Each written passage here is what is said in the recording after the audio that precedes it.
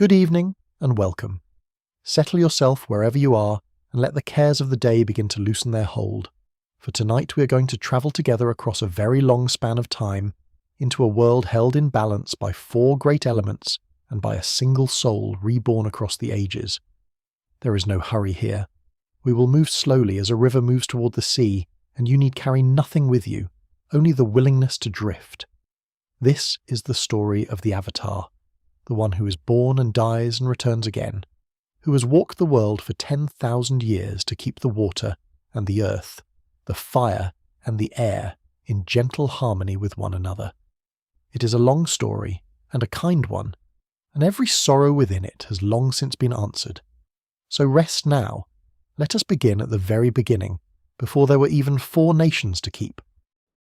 Before there were nations, before there were avatars, before the first human had ever bent the smallest flame to the curve of an open palm, there was only the world and the spirits who moved through it, and the slow turning of two among them around one another like the two halves of a single breath. In the beginning of beginnings there were Raava and Vaatu, the spirit of peace and the spirit of chaos, and they had circled each other since before time was counted, neither one able to destroy the other, neither one able to rest. They were not enemies as we understand enemies, for an enemy may be defeated and sent away, while these two were bound together forever, light needing the dark to be light against, order needing the disorder it must forever gentle and smooth. And so they turned, and the world turned with them, and for an age beyond measuring this was simply how things were, and there was no one yet to look upon it and call it strange. The world in those days was wilder than any we might walk now, a place where the boundary between the realm of the living and the realm of the spirits was thin as morning mist, so that a wandering spirit might step into the green and humid forests of the early earth as easily as a person steps from one room into another. The spirits were everywhere then, vast and strange and beautiful, some gentle and some less so, drifting through the deep woods and the high places and the waters that had no names. And the humans, who were few and small and frightened in that great age, did not yet live spread across the land as they would one day, but gathered together in the only safe places that the world had given them, which were stranger and more wonderful than anything that came after. For in that time the humans lived upon the backs of the lion turtles, the ancient creatures so enormous that an entire village might rest upon the shell of a single one, a whole community carried slowly through the dangerous wilds upon a living island of stone and moss and patient flesh. Imagine, if you would, the warmth of such a place at evening, the small fires glowing among the dwellings, the great slow heartbeat of the creature beneath you, felt faintly through the ground, and beyond the edge of the shell the dark and rustling forest that no one dared to enter unprepared. The lion turtles were the guardians of humankind in those first days, and they were generous, and the people who lived upon them wanted for very little, sheltered as they were above the reach of the wilderness. And the lion turtles gave their people a gift, though it was a gift only lent and not yet owned. For when a person needed to descend into the dangerous forest to gather food or wood or water, the lion turtle would bestow upon them the power of an element, pressing it into them through the touch of its great and ancient body, so that for a little while the gatherer might wield fire to ward away the prowling spirits, or shape the earth, or call the water, or stir the air to their defence. It was a borrowed strength, given at the threshold and returned upon coming home, and no one in those days imagined holding such power as their own, the way a later age would hold it, woven into the very blood and breath of whole nations. The element was a tool the lion turtle offered for the journey, the way one might lend a lantern to a friend setting out at dusk, knowing it would be brought back when the friend returned safely through the door. So the humans of the first world went down into the forest carrying borrowed fire, and they returned, and they laid the power down again, and they lived their small warm lives upon the backs of their gentle guardians, while Raava and Vaatu turned forever overhead, and the spirits drifted through the trees below. It was not a world without danger, for the wilds were full of strange and powerful things, and yet it was a world held together, a world where every creature had its place and the boundaries between the realms, though thin, still held. And for ages upon ages this was enough, and the people did not look up at the turning of the two great spirits, and wonder when it might end, because to them it seemed it never would. But all things move, even the slowest and most ancient things, and the long circling of Raava and Vaatu was carrying the world, gently and without anyone yet knowing it, toward a moment when their balance would be broken, and when a single human soul would step out from among the villages on the lion turtles' backs and change the shape of everything that followed. That moment was still far off, as the world then measured time, and there was no need to fear its coming, for it would bring not only the long ages of struggle, but also the very thing we have come to cherish, the gentle returning soul who would one day keep us all in balance. For now, though, the fires still glow upon the great shells in the dark, the heartbeat still sounds slow beneath the sleeping villages, and the world breathes quietly on, waiting, in no hurry at all, just as you need be in no hurry now. The fires still glowing upon the great shells in the dark, the heartbeat of the world still slow and patient beneath the sleeping villages, and it is from this stillness that one particular life begins to stir, one particular young man who will not stay where he was placed, who will not be content to receive a borrowed power and return it quietly at the door. His name was Wan, and he lived upon the back of the greatest of the lion turtles, in a city of layered stone and warm lantern light, and he was poor in the way that the poor have always been poor, which is to say that he had very little, and the people above him had very much, and he had grown tired of the distance between these two facts. Wan was not a wicked young man. He was hungry, and he was restless, and he had a quality that the powerful have always found dangerous in the poor, which is that he could not stop looking at things clearly. He saw that the city upon the lion turtle's back was divided, that the families of means moved through its upper levels with ease and warmth and well-fed comfort, while those without means crouched in the lower passages and waited for whatever was left after the comfort had been taken. And he saw that the element of fire, which the lion turtle gave to those who descended into the forest to gather food, was given only to those who were already favoured, so that the lower people were sent down into the dangerous wilderness without even the warmth of a flame to protect them. One looked at this and found it wrong, with the simple directness of a person who has not yet been taught to look away. So he did something that no one had thought to do, or perhaps that no one had dared. He did not descend into the forest on an errand for the upper families, and then quietly return the fire at the door. He kept it. He held the flame the lion turtle had lent him, and he walked back through the city with it burning in his hands, sharing it with the people of the lower passages who had never been allowed to hold such a thing. And for a short bright moment there was warmth in places that had never had warmth before. The lion turtle, ancient and deliberate, exiled him for this, as gently as such creatures do everything, which is to say with the finality of stone. One was sent down from the great shell and into the forest below, carrying his stolen fire, and the gate of the city closed behind him. What followed was a long and wandering life of learning, for the forest was dangerous, but it was also full of spirits, and the spirits were strange and various and not always hostile, and one had always had the gift of meeting the world as it actually was rather than as he feared it might be.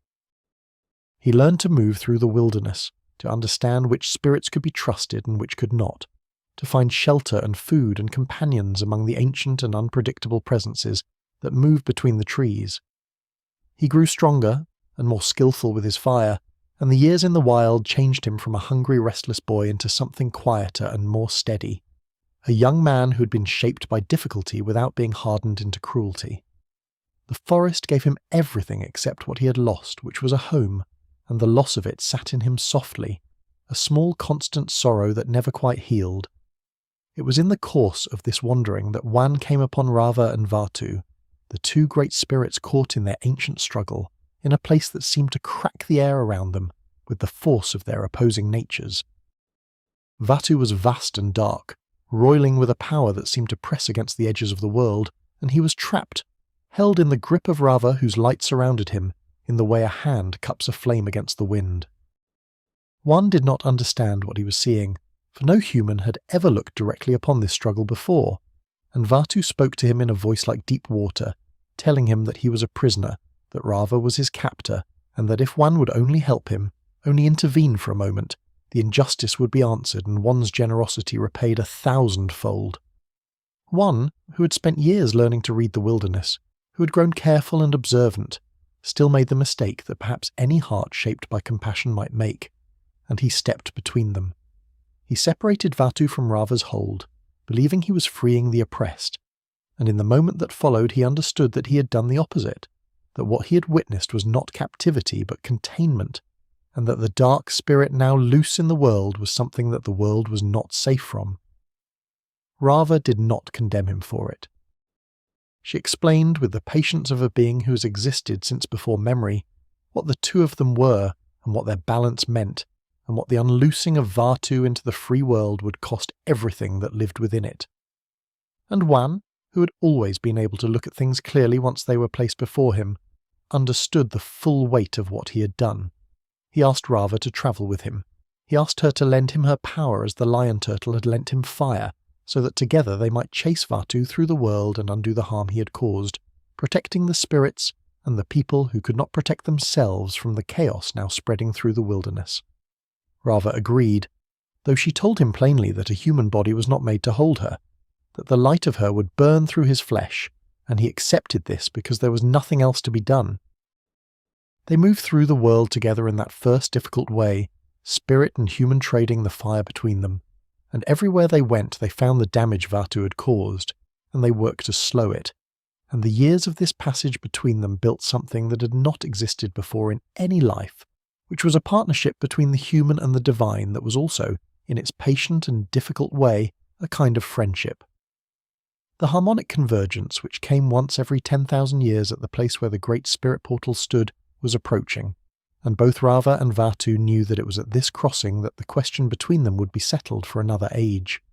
In the energy of the convergence, the two primordial spirits would meet again, and whichever one merged with one in that moment would become the dominant force in the world for 10,000 years to come. One had lived long enough by now to understand what this meant, and he did not approach it with the reckless confidence of his youth, but with the steadiness of someone who has carried a responsibility for a long time, and learned to hold it without being crushed by it. He and Raava stepped into the convergence together, the light and the human and the chaos all meeting at once, and the struggle was enormous and consuming, and at the end of it, one and Raava were no longer travelling companions lending each other strength, but something entirely new, a single joined being, the first Avatar, the light of the world woven permanently into human flesh. One used his new wholeness to imprison Vaatu inside the hollow of the great spirit tree, to close the portals between the human world and the spirit world so that the chaos could not spill freely between them, and to walk out into the world that had been damaged and begin the long work of mending it. He lived for many years after this, travelling between the four corners of the earth, keeping the balance that he had been the first to tip, and therefore felt the deepest obligation to restore. He was very old when he died, lying on a battlefield in a war he had tried but could not stop, and his last quiet words were a regret, a wish that he had been given more time to finish what he had started. But Raava, still within him, carried the thing that mattered forward, the soul and the connection and the memory, into the next life and the one after that, and the cycle of the Avatar began in that moment of loss, not as an ending, but as the first turning of something that would keep turning for 10,000 years, long past grief, long past forgetting, all the way to us, here, tonight, resting in its warmth.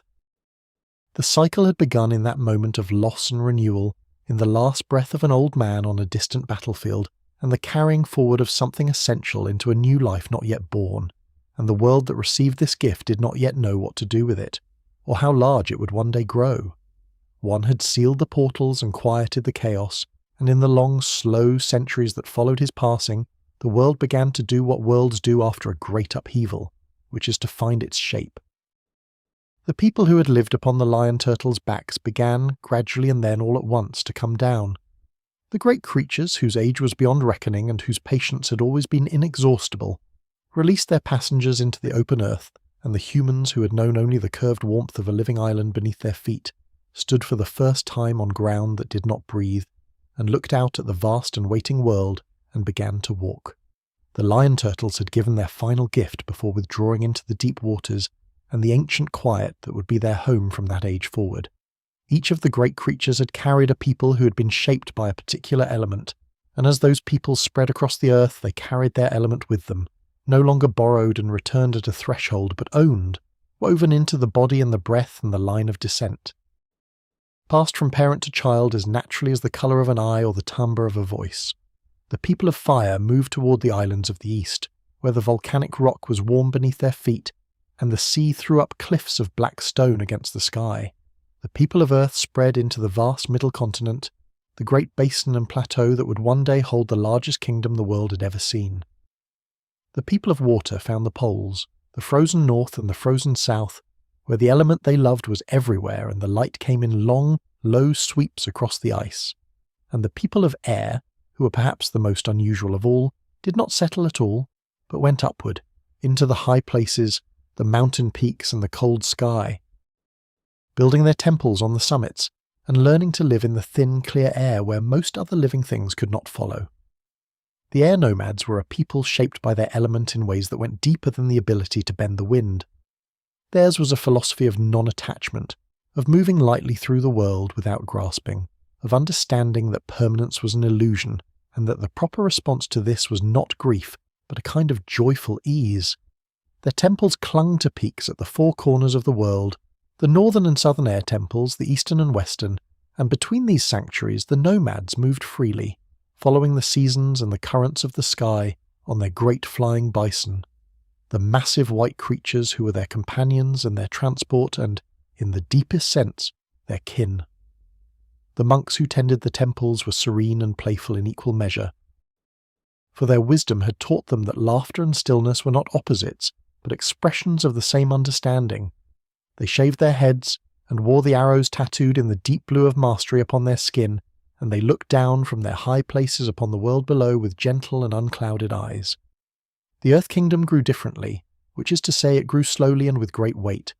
the way mountains grow, adding layer upon layer across the centuries until the accumulation became something almost incomprehensible in its scale. The Earthbenders who spread across the vast continent were a people of endurance and stubbornness, and an almost geological patience, and the civilization they built reflected this. Cities of layered stone that seemed to have been pressed up from the ground rather than constructed upon it, walls that measured their age in centuries, dynasties that held their thrones across spans of time that would have swallowed most other cultures whole. Ba Sing Se, which would one day be the greatest city in the world, rose slowly in the centre of the continent, ringed by its famous walls, and within those walls a court developed that was ancient and elaborate, and turned inward upon itself like a stone flower, beautiful and sealed. The Earth Kingdom was not a place that moved quickly, but it was a place that endured, and endurance was its own kind of power. The water tribes carried their element into the most extreme places on Earth, and made those places into homes of extraordinary beauty and ingenuity. At the North Pole, across the centuries, they raised a city of carved ice that the light turned to blue and silver, a spiralling architecture of canals and bridges and curved walls that seemed to have grown from the frozen sea rather than been built upon it. The waterbenders of the north became masters of healing and of combat in equal measure, but it was the healers among them who understood something the other nations were slower to learn, which is that the body is mostly water, and that to bend the water is in some sense to touch the life within it. The southern tribe was smaller and more scattered, living closer to the ice in smaller communities, whose warmth came not from architecture but from the closeness of the people within them, from the sharing of food and fire and story in the long polar nights. The Fire Nation built its civilization on its islands with the directness and intensity that fire has always had, developing arts and sciences of considerable sophistication, a navy that understood the sea as well as any people alive, and a culture that valued discipline and excellence, and the kind of beauty that is also a demonstration of power. In those early centuries, the Fire Nation was not yet the thing it would one day become. The fire that burned in its people was creative as much as it was martial, and the islands produced scholars and artists and architects alongside soldiers, and the balance between these was, for many long ages, genuinely maintained. And through all of this, through the long, slow centuries of nation-building and cultural flowering, the Avatar cycle continued to turn. After one came other souls, other lives, and Raava carried the accumulated wisdom of each one into the next, so that every avatar was in some sense all the avatars who had come before, a composite being of memory and continuity, even if the individual could not always hear the voices clearly. There was Yangchen, the air nomad avatar, whose compassion for the human world was so vast that she made choices that weighed upon her spirit, even as they were necessary, sacrificing personal peace for the protection of those who could not protect themselves. There was Kuruk, the water tribe avatar who seemed to the world nonchalant and wandering, but who fought secret battles in the spirit world at enormous cost to himself, wearing his life down in a struggle no one else could see. There was Kyoshi, who lived for 230 years, and whose justice was precise and unflinching, and who founded her own island and her own order of warriors with the calm certainty of someone who has decided what is right and will not be moved from it. And then there was Roku, who was born in the Fire Nation at a time when the balance was beginning to shift in ways that even a careful eye might miss, and whose life would be a long and gentle and ultimately heartbreaking attempt to hold two worlds together at once. Roku's story belongs to the next chapter of this long night's telling. But for now, it is enough to know that the four nations had found their shapes, and that the world they made together was imperfect and alive and full of the particular beauty that only imperfect and living things can have, and that somewhere in each generation a child was born who carried within them the light that one had first accepted, turning the long wheel of the cycle with the same patient love that Raava had carried forward from that first ancient moment of joining, on through the centuries, on and on, toward the place where we are resting now. The wheel had been turning for a very long time by the age of Kyoshi, carrying its light from one life to the next, with the patience of something that does not measure itself in years, but in the slow accumulation of wisdom. And the world into which Kyoshi was born was one that had grown complicated in the way that old things grow complicated, layered with old debts and older grievances, and the particular stubbornness of peoples who had been settled in their ways for so many centuries that they had begun to mistake their habits for the natural order of things. The Earth Kingdom in those days was vast and restless, its outer provinces stirring with the kind of unease that comes when a civilization has grown too large for any single centre to hold with confidence, and it was into this unease that Kyoshi arrived, unannounced and unlooked for as the Avatar has a habit of doing. She was not born into comfort or recognition. She came into the world in one of the Earth Kingdom's most overlooked places, a small community that barely registered on the maps that the great city of Ba Sing Se kept of its dominions. And her early years were marked by a poverty and a loneliness that left their mark upon her in ways that never entirely faded. She was a large child, and then a large young woman, in a world that was not always generous to those who did not fit the expected dimensions of a life, and the combination of her size and her circumstances, and the early loss of the people who should have protected her, gave her an understanding of vulnerability that many avatars, born into better situations, did not have to develop quite so directly. Kyoshi understood what it meant to be unseen and undefended because she had been both, and this understanding would become the foundation of everything she built. The discovery of her identity as the Avatar was not straightforward, for the world had been looking for someone else, a young man of different origins who fit more neatly into the expected pattern, and it took time and the particular kind of insistence that Kyoshi had in great supply before the truth was accepted. When it was accepted, she did not celebrate in the manner of someone who has been waiting for the recognition. She received it the way she received most things, with a stillness that was not coldness, but rather the quality of a very deep lake, which reflects everything that passes over it, and is moved by none of it. She had work to do, and she knew it, and the title was merely the permission to begin. The Earth Kingdom in her time was troubled by a warlord named Chin, a man of considerable military ability and considerably less wisdom, who had spent years extending his power across the continent with the kind of relentless accumulating ambition that mistakes the taking of things for the earning of them. Chin had swept across province after province, absorbing their resources and their populations into his growing domain, and the people in his path had found that the Earth Kingdom's slow and distant authority offered them very little protection when the trouble was already at their gates. He had reached, by the time Kyoshi confronted him, very nearly the whole of the continent, and what remained outside his grasp could be measured in a handful of places, of which the small peninsula where Kyoshi had made her home was one. Kyoshi went to meet him with the directness that was her nature, and she offered him what she considered a reasonable accounting of the situation, which was that the conquering of the world was not something she would permit, and that he might wish to reconsider his direction. Chin was not a man who'd been told no very often by that point in his career, and he did not receive this accounting with the thoughtfulness it deserved. What followed was not a battle in the way that battles are usually told, with the clash of forces and the turning of tactical advantage. What followed was a single avatar in the full expression of her power, and the consequence of that expression, which was the physical separation of the peninsula from the continent, a movement of earth and water on a scale that remade the coastline permanently and left Chin standing on a cliff's edge that was no longer attached to anything, with the choice of what to do about that being entirely his own. The peninsula became an island, and the island became Kyoshi Island, and it stands in the maps of that world to this day as a quiet monument to the moment when a very large and very patient woman decided that enough was enough. But Kyoshi did not regard this as a victory in any uncomplicated sense, and this is one of the things that makes her worth sitting with in the long quiet of the night. She carried the weight of what she had done with the seriousness it deserved,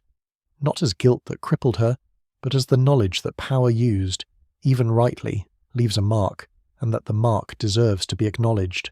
She founded the Kyoshi warriors in the years that followed, the order of fighters drawn from the women of her island, trained to the standard she set and marked with the white face paint and the red and black of her own appearance, because she believed that the protection of the vulnerable was not something that could be delegated to distant authority or hoped for from above, but had to be built locally, carefully, and maintained with dedication. The Kyoshi warriors were her answer to the loneliness of her own early life, an institution designed to ensure that the undefended would have defenders. She lived, as has been said, for 230 years, which is a span so vast that it is difficult to hold in the mind as a single life.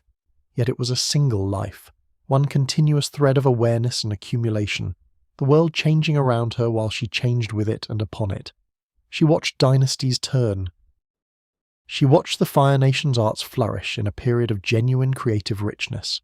She watched the water tribes develop the northern city into its full flowering of carved ice and candlelight. She watched the air nomads produce generations of gentle wanderers who moved across the sky on their great white bison and left the world largely as they found it, which was their particular form of grace. And through all of it she kept the balance with the precision and the firmness of someone who has looked very clearly at what happens when balance fails and has decided with complete conviction that she will not allow it while she has breath to prevent it. The world that she left when she finally died was quieter than the one she had entered, and this was not an accident, but the result of 230 years of careful and consistent attention. The Kyoshi era was not without its difficulties, for no era is, but it was an era in which the four nations found a way to coexist with something approaching genuine respect, each one prospering in its own manner, the Avatar a steady and watchable presence in the world rather than an absent ideal. When Kyoshi's eyes closed for the last time, Raava carried her light forward into the next vessel, and the world felt her absence the way a room feels the absence of a fire that has been burning in it for a very long time, a sudden awareness of how much warmth had been provided and how quietly it had been given. The next Avatar was Kuruk of the Northern Water Tribe, who came after her with a manner so different from Kyoshi's that the world was briefly uncertain what to make of him, and then Roku of the Fire Nation, who was born into a friendship that would become the seed of everything the world would suffer next. But that suffering, like all the suffering in this long night story, was already answered before it fully began, already held within the turning of the cycle that Kyoshi had tended so faithfully, the same wheel that was still turning, still carrying its light forward, all the way to this quiet moment, where you are safe and warm and there is nothing at all that you need to do but rest. The wheel carried Kyoshi's light forward into the Water Tribe and then onward into the Fire Nation, and it was in the Fire Nation that the next great chapter of the world's long story began to take shape,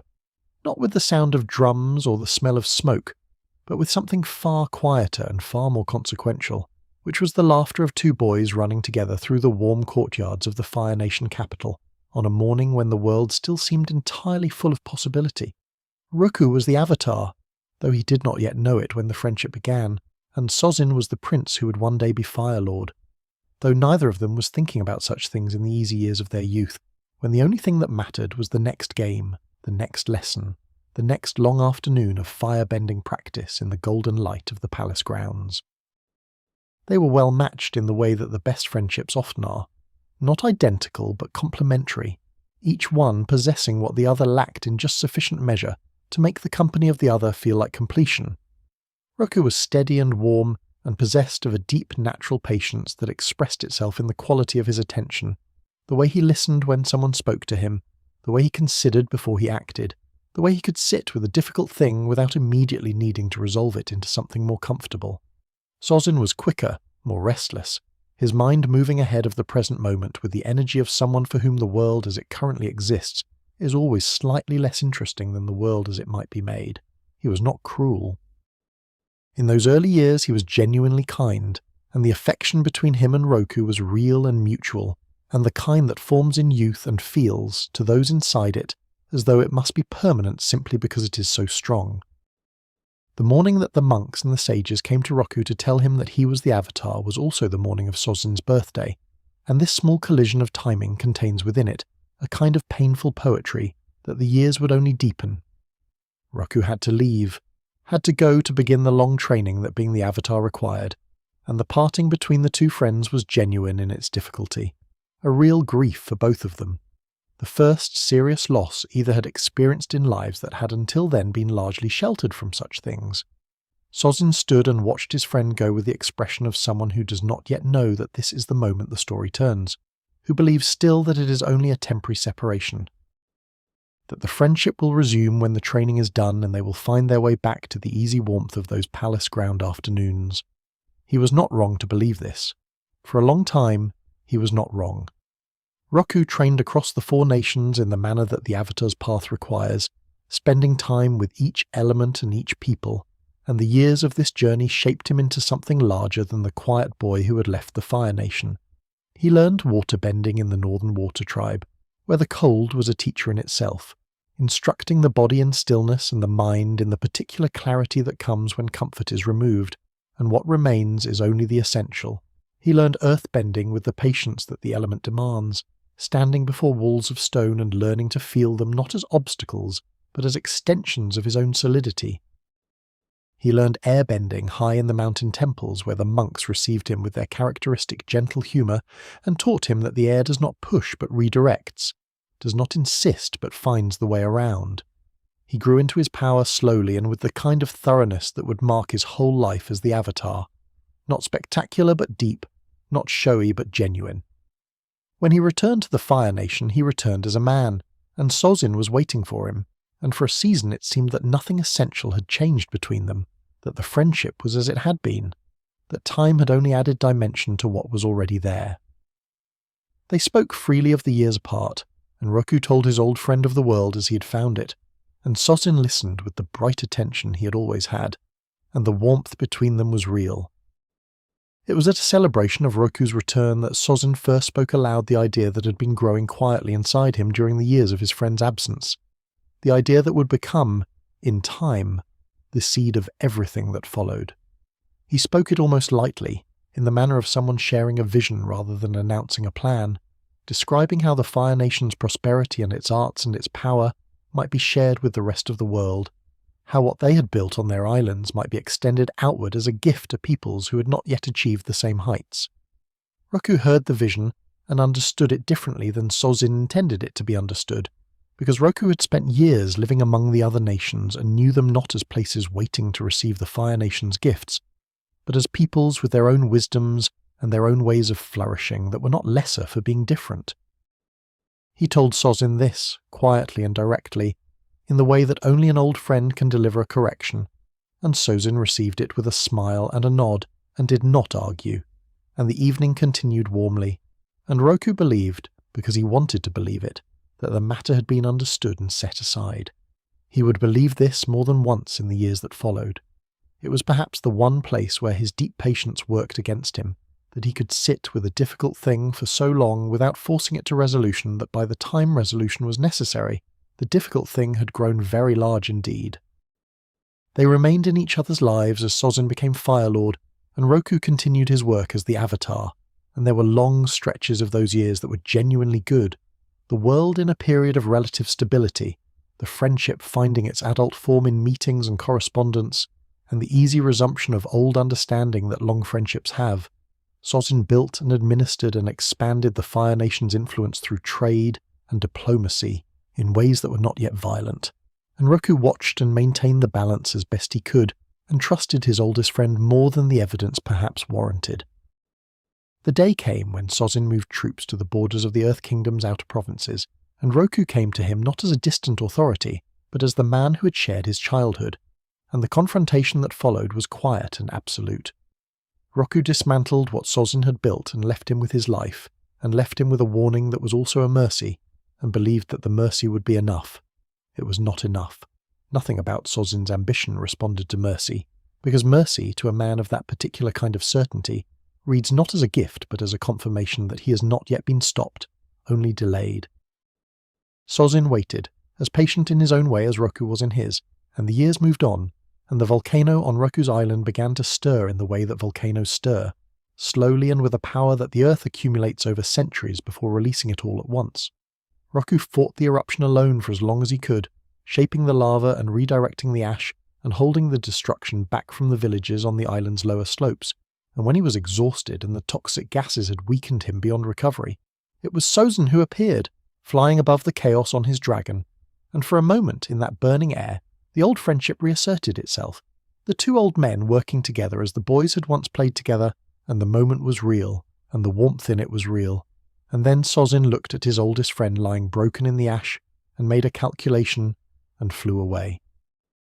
Roku died on his island in the smoke and the ruin, and Raava carried his light forward, and the world that had been kept in balance by his patient and generous life moved one step closer to the darkness that Sozin had been quietly preparing for it. The seed of the war was planted in that departure, in that dragon's shadow moving away across the burning sky, and what grew from it would take 100 years to answer. But it would be answered. It always is.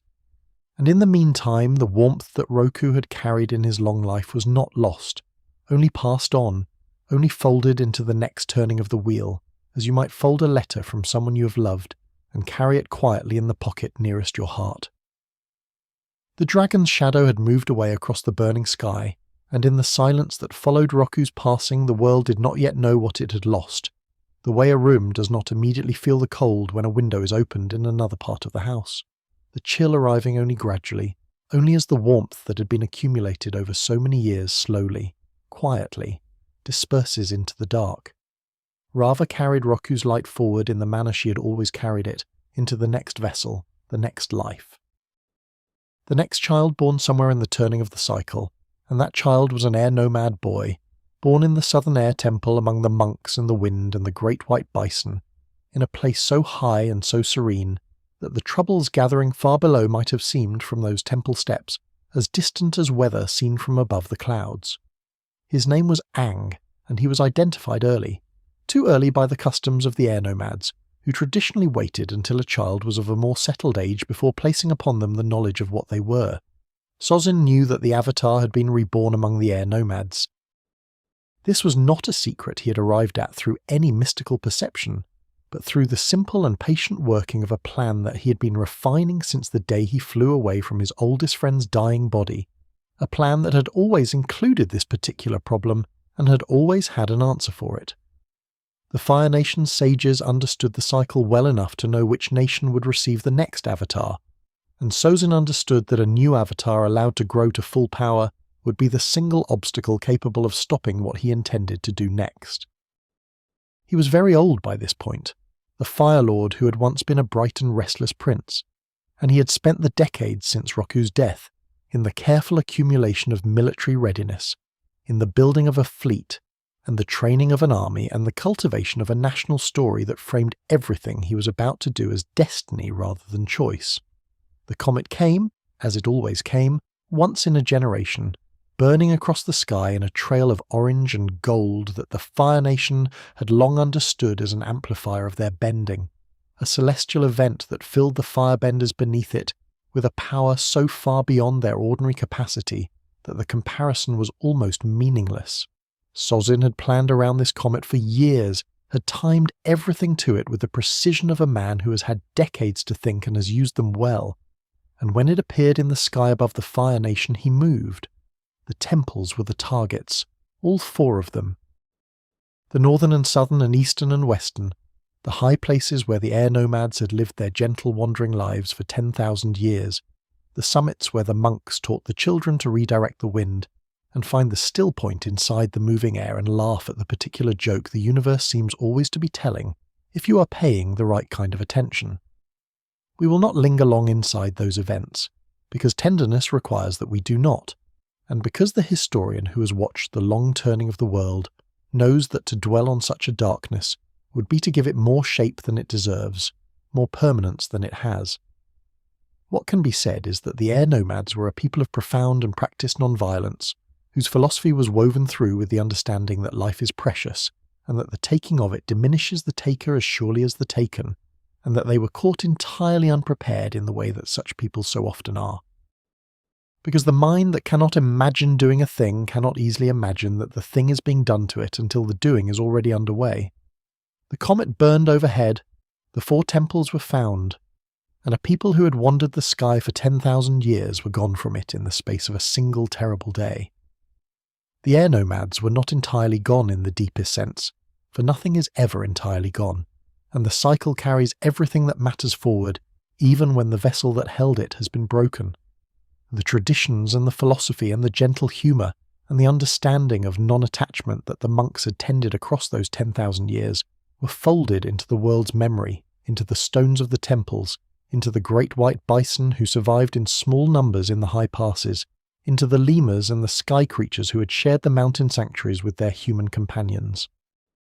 The wind still moved through the temple corridors in the years that followed, finding the spaces where the monks had walked, and if it moved with a particular quality of sadness in those empty halls,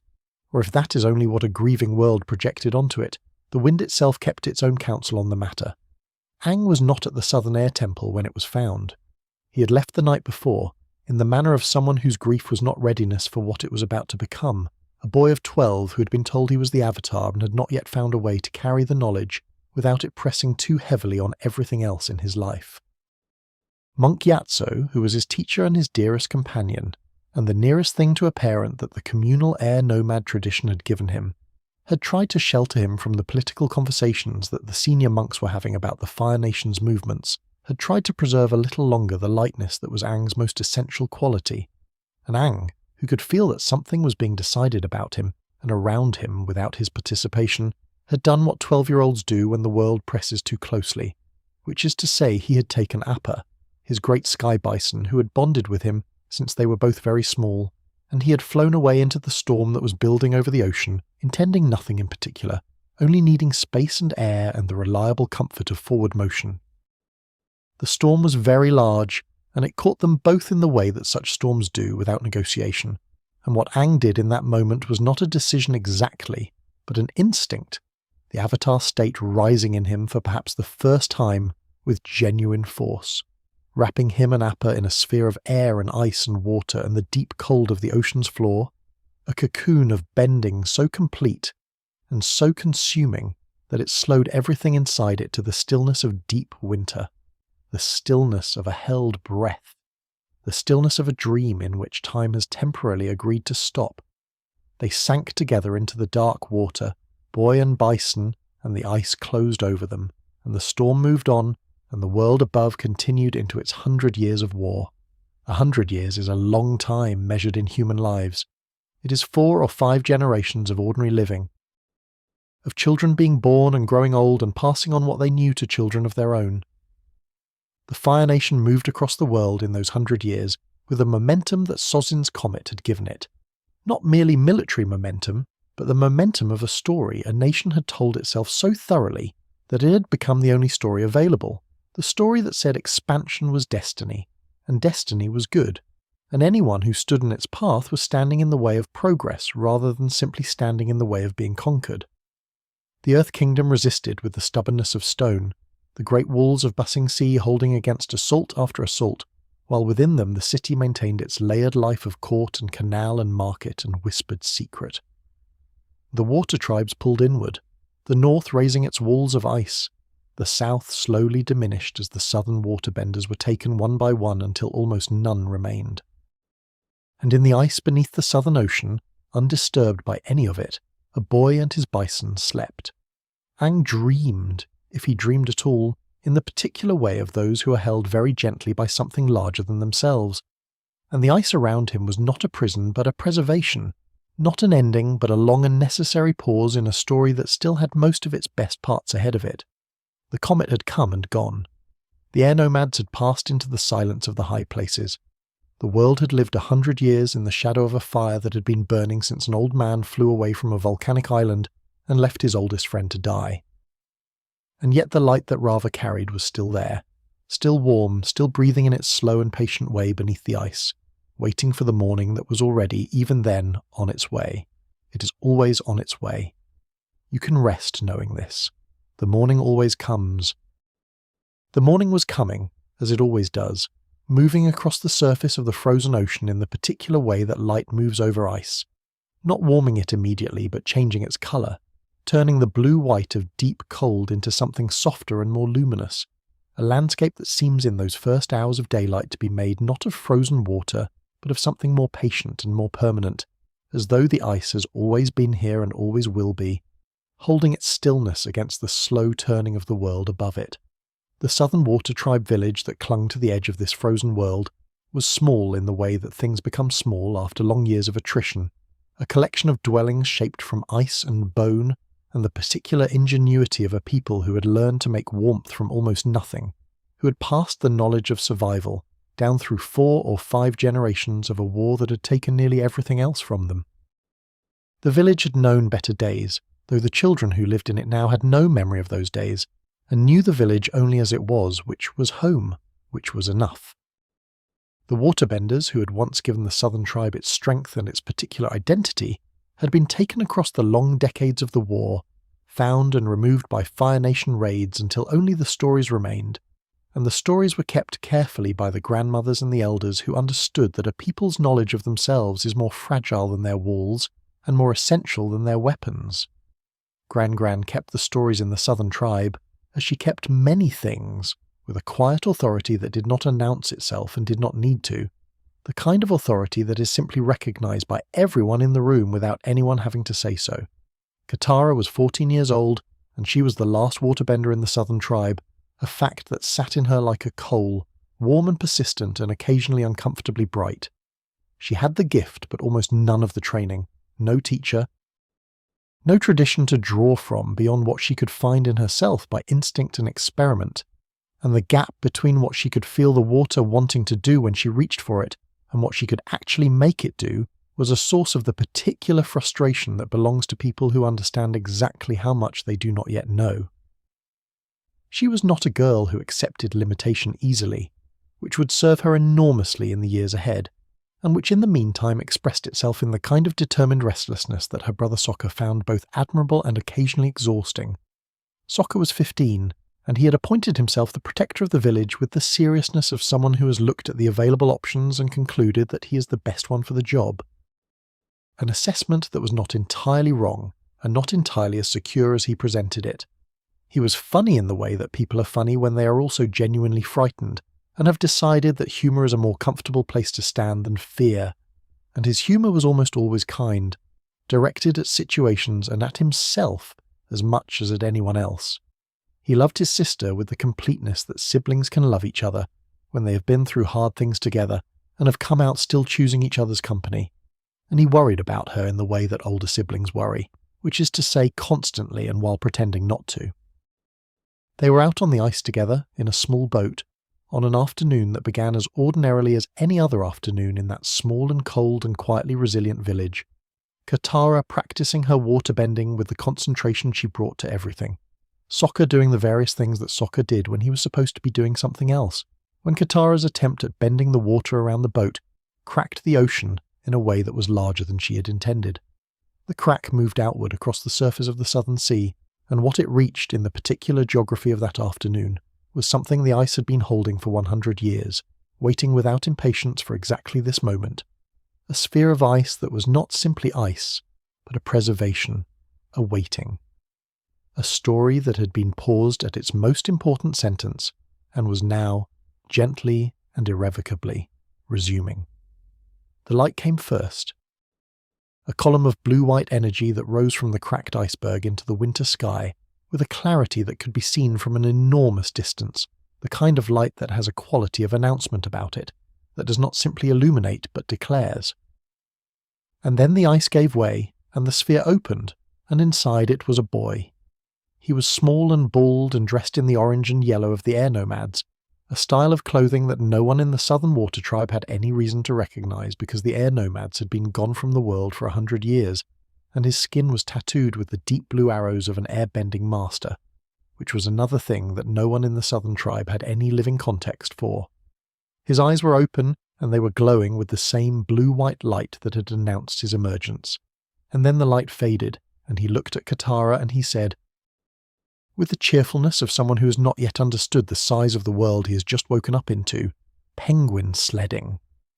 He was 12 years old, in the sense that 12 years had passed since he was born, and he was also 112 years old, in the sense that 112 years had passed since the morning he flew away from the Southern Air Temple on the back of his sky bison, into a storm that had not let him go until this moment. He did not feel 112. He felt the way a person feels when they have slept very deeply in a safe place, and woken to find that the light outside is different from the light they went to sleep under. A mild and manageable disorientation, the sense of having missed something without yet knowing what the something is. He was hungry and curious, and immediately delighted by Katara, and the grief that was waiting for him in the knowledge of what had happened to his people was still folded away inside him. Not yet opened, the way a letter can sit in a pocket for a long time before the reading of it. Appa had come up with him, enormous and white and unchanged by the century they had spent at the bottom of the Southern Ocean, the great sky bison shaking the water from his fur with the patient thoroughness of a creature who understands that certain things simply need to be done before anything else can proceed. The bond between Aang and Appa was one of the oldest and most complete relationships in the story we're telling, the kind of connection that forms between a child and an animal companion in the earliest years of life, and becomes so interwoven with the sense of self that the one cannot fully be imagined without the other. Appa had been with Aang since they were both very small, had been chosen by him, or had chosen him in the way that such bonds are formed. And the 100 years in the ice had not touched what was between them any more than it had touched either of them individually. They had gone in together and they had come out together, and that was simply how it was and how it would remain. Katara brought him home to the village, this strange small boy in his old-fashioned orange clothes, and Gran looked at him with the eyes of someone who has kept the stories long enough to recognize when a story has changed shape, and the village gathered around him with the particular quality of attention that very isolated communities give to the genuinely unexpected, which is to say, with great thoroughness. Aang accepted all of this with the ease of someone who has grown up in a communal temple and is accustomed to being surrounded by people, and he made the children laugh, and he flew on his staff, and he was so transparently and completely himself in that first evening that it is difficult, looking back across the years, not to find it quietly heartbreaking the last hours of a boy who did not yet know what the morning would show him. The morning would show him a world 100 years older than the one he had left, a world from which his people had been erased, a world locked in a war that had been burning since before any living person could remember. But that morning had not yet come, and in the meantime there was firelight in the village, and the smell of food and the sound of children who had been given an unexpected evening of delight, and Aang sat in the warmth of it, and did not yet know what was waiting for him in the knowledge of what he had missed,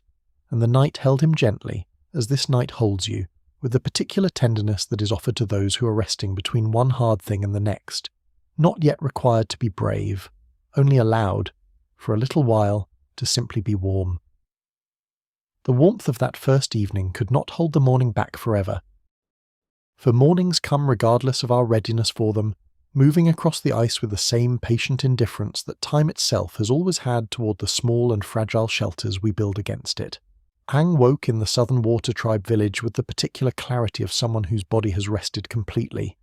a clarity that belongs to the first moments before the mind has fully assembled itself and remembered everything it was carrying the day before, and in those first moments he was simply a boy in a warm place, with the smell of breakfast somewhere nearby, and the sound of wind outside and the large and comfortable presence of Appa not far away. Then the mind assembled itself, and the world came back, and with it the awareness still not yet fully formed, that something in the shape of things was not quite right. It was Sokka who first made the shape of things explicit, not unkindly, but with the directness of someone who has decided that clarity is a form of respect. telling Aang that a Fire Nation ship had been spotted near the village, that the signal Aang's emergence from the iceberg had sent into the sky was the kind of signal that attracted attention in a world at war, that the world was in fact at war, that it had been at war for as long as anyone in the village had been alive. Aang absorbed this information with the stillness of someone who is holding something very heavy and has not yet decided where to put it down. He had known in the way that someone waking from a long sleep knows without being told that time has passed, that things had changed while he was under the ice. The shape of the change was only now beginning to declare itself. The Fire Nation ship that Sokka had spotted belonged to a young prince named Zuko, who was searching the southern seas for the Avatar with the focused intensity of someone for whom the search had become the primary fact of existence, and whose reasons for that intensity were more complicated and more painful than they appeared from the outside. But Zuko belongs fully to a later part of this telling, and for now it is enough to know that his arrival in the waters near the southern tribe was the first pressure in a series of pressures that would push Aang, Katara and Sokka out of the village and into the open sky before the day was done. Aang went willingly because willingness was in his nature, and because the sky on Appa's back was the closest thing he had to home, but the direction he chose, once they were airborne and the village was falling away behind them, was south, and then west, and then, with a quiet intention that he did not yet fully articulate even to himself, toward the Southern Air Temple. He needed to see it. This is perhaps the most human thing about Aang, in a story full of human things, that before he could accept the knowledge that his people were gone, he needed to go to the place where they had lived and find the absence there with his own eyes and his own hands. The mind can hold information without yet making it real, can carry the words, "they are gone," without yet understanding what the goneness means in the weight of stone and the silence of corridors where there used to be laughter. And Aang carried those words across the sky on Appa's back in the cold, bright air of the southern morning. Not yet having made them real, still in the space between knowing and understanding where a person can sometimes rest for a little while, before the full weight arrives. The Southern Air Temple was as beautiful as it had always been, and as empty as it had been for 100 years. The stone warm in the winter sunlight, the prayer flag still moving in the wind that moved through the passes as it always had, indifferent to the absence of the hands that had hung them. Aang moved through the familiar corridors with Katara beside him, and she was wise enough and kind enough to simply be present without filling the silence with words, walking with him through the places that had been his whole world in the first 12 years of his life, the training grounds and the meditation halls and the broad open platforms where the young monks had ridden their bison into the morning sky. Everything was as it had been left, because nothing had come after to disturb it, and the preservation was its own particular grief. The way a room kept exactly as someone left it insists on their absence more forcefully than any change could. He found Monk Gyatso in the place that told him everything he needed to know about how the end had come, and what surrounded his old teacher in that room was the evidence of someone who had not gone quietly, who had met what came for him with every measure of the skill and love and fierce protectiveness that had defined him in life, and Aang understood in that moment, with the completeness that only direct encounter can bring, that the thing he had been carrying as words since Sokka had spoken them in the village was true in the deepest and most irreversible sense. The Avatar state took him before he could choose or refuse it,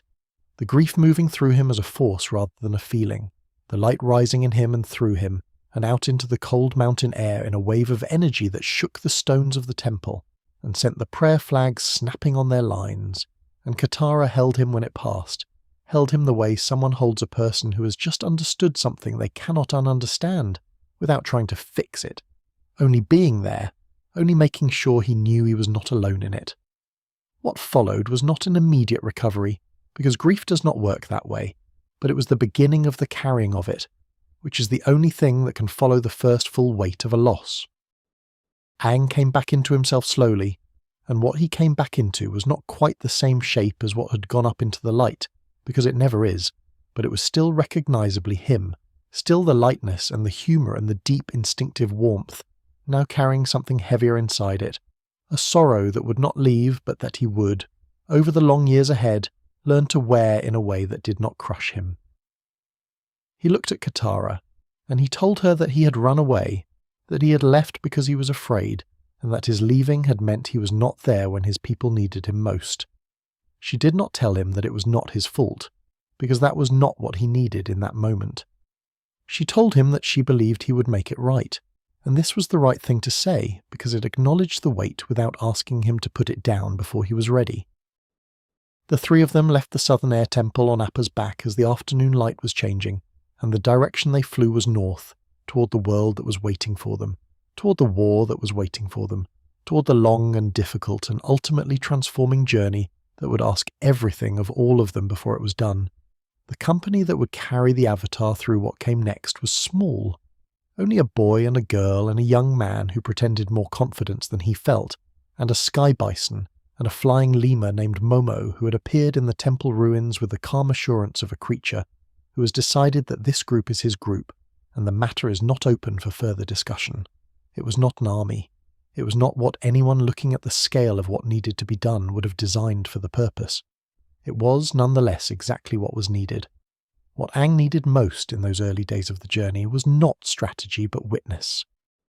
Not a plan, but people who would see him as he actually was rather than as the title he carried, and Katara and Sokka gave him this with the naturalness of people who are simply, genuinely interested in the person in front of them.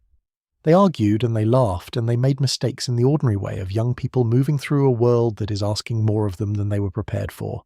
And the ordinariness of this was not a distraction from the great work but its essential foundation. Aang could carry the weight of being the Avatar because when he set it down in the evenings by the fire,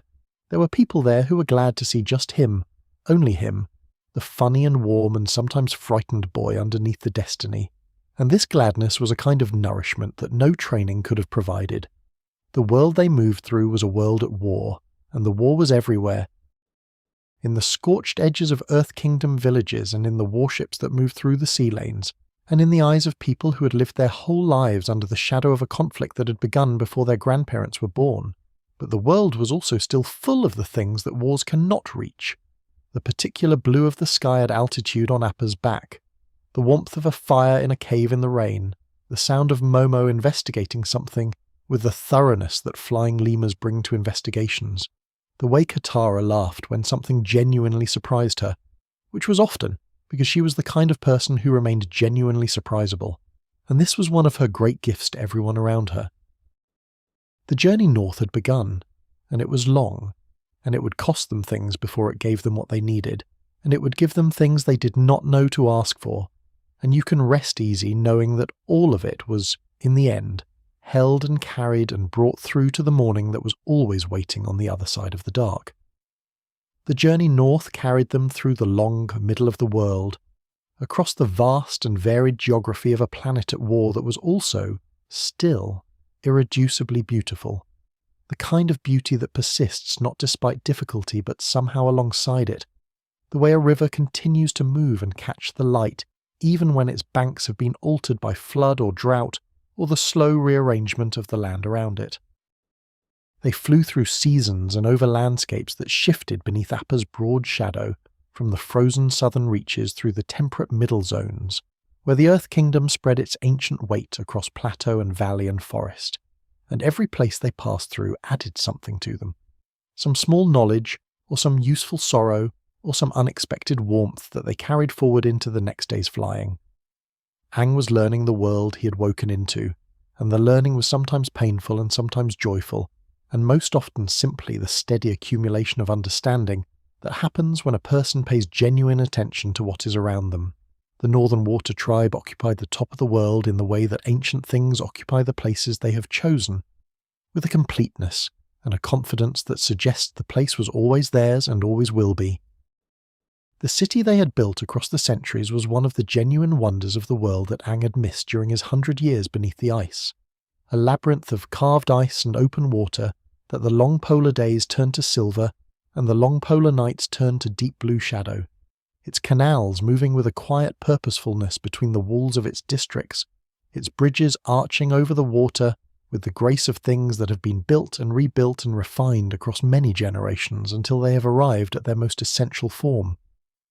The palace at its centre rose above the rest of the city, with the particular quality of architecture that has been grown rather than designed, each addition responding to what came before it, the whole thing a record of centuries of habitation and care. Chief Arnuk received them with the formal warmth of a leader who understands that formality and warmth are not opposites, but can be, in the right hands, expressions of the same respect, and the northern tribe welcomed Aang as the Avatar with a ceremony that acknowledged both the weight of what he was and the thinness of his current preparation for it, because he had arrived at the top of the world still needing a waterbending teacher, still carrying the gap between the power inside him and the training that would allow him to use it with something approaching the control that the coming war would require. Master Pakku was the greatest waterbending teacher in the north, a man of formidable skill and equally formidable opinions about the proper order of things, and the negotiation that eventually resulted in him teaching both Aang and Katara was a small drama of its own that ended, as such negotiations often do when a person of genuine quality finally sets aside the habits that have accumulated around their quality in the right thing being done. Katara trained with a ferocity that was completely characteristic, driving herself through Pakku's demanding curriculum with the energy of someone who has been waiting her whole life for exactly this, for a teacher, for a tradition, for the context that would allow her to understand what she was capable of. The gap between the girl who had arrived in the north still bending water in the approximate direction of her intention and the waterbender who emerged from those weeks of training was a gap measured not only in technique but in the deeper thing that technique, when it is properly taught, eventually unlocks, which is confidence, the bone-deep knowledge of what one's hands can do and therefore what oneself can be. She was already, by any honest measure, extraordinary. The training did not make her extraordinary. It made her aware of it. Aang learned too, and the waterbending settled into him alongside the airbending he had carried since childhood, in a way that began to suggest the shape of what a fully realized avatar might eventually become, the elements not competing but complementing, each one adding dimension to the understanding of the others. He was happy in the north in the way that he was happy in most places, which is to say genuinely and without self-consciousness, finding the beauty in the ice city with the same open receptivity with which he found beauty everywhere, and making friends with a thoroughness that was simply part of his nature, so that by the time the Fire Nation fleet appeared on the horizon, he had managed in his weeks in the city to become personally known to a considerable portion of its population. This was not strategy. It was simply Aang being Aang, which would turn out to be more useful than any strategy. The fleet that arrived was larger than anything the northern tribe had faced in the long years of the war, assembled with the deliberateness of a military that had decided to end a siege that had resisted it for decades, and had committed the resources necessary to do so. Admiral Zhao commanded it, a man of considerable ambition and considerably less wisdom than he believed himself to possess, the particular combination that tends to produce exactly the kind of catastrophe that ambition without wisdom tends to produce. The fleet moved against the walls of the ice city with the force of a nation that had spent 100 years learning to concentrate its power, and the northern tribe met it with the courage of a people defending the thing they love most, which is always the kind of courage that is most difficult to overcome regardless of the disparity in numbers. The fighting that came was vast and long, and is remembered by those who study that age as one of the defining engagements of the war. But we will hold it at a distance tonight, as the historian always must with such things, describing its shape rather than its detail, its meaning rather than its method. What can be said is that the walls held longer than Zhao had planned for, that the waterbenders of the north fought with the full force of their tradition and their love for the city, and that somewhere in the long hours of that night Zhao made a decision that crossed a line so fundamental that even his own allies could not follow him past it. In the centre of the northern tribe's palace complex, in a moonlit pool that was not simply decorative but sacred, the most sacred in the world, there lived 2 koi fish, one white and one black. Turning around each other in the eternal pattern of Tui and La, the moon and ocean spirits who had taken physical form in that place at the beginning of the world, and whose presence was the reason the northern waterbenders could bend at all. Zhao knew what they were. He had made it his business to know, because the kind of ambition he carried is always looking for the thing that cannot be defended against, the strike that ends the argument rather than winning it. He took the moon spirit from the water, and in the moment that he did, the waterbenders of the north felt the absence of the moon in their bodies, like the withdrawal of something they had not known was structural until it was gone, a sudden and terrible lightness where the tide had always moved, and they could not bend, and the battle turned with the terrible swiftness of a thing that has been carefully engineered to turn exactly that way. What followed was the ocean spirit's response, which was not the response of a creature that has accepted what has been done, but of one that has decided, with the vast and unhurried certainty of something that has existed since before the world was shaped, that the balance will be restored. La rose from the waters of the sacred pool in a form that was beyond the merely enormous, and what moved through the Fire Nation fleet in the hour that followed was the ocean itself, purposeful and luminous, carrying within it the faint outline of a small boy with glowing eyes, who was in that moment something larger than himself and smaller than what held him. The Avatar and the ocean spirit together, moving through the dark water with the force of something that has waited a very long time and has now decided that the waiting is done. Princess Yue had been in the north her whole life.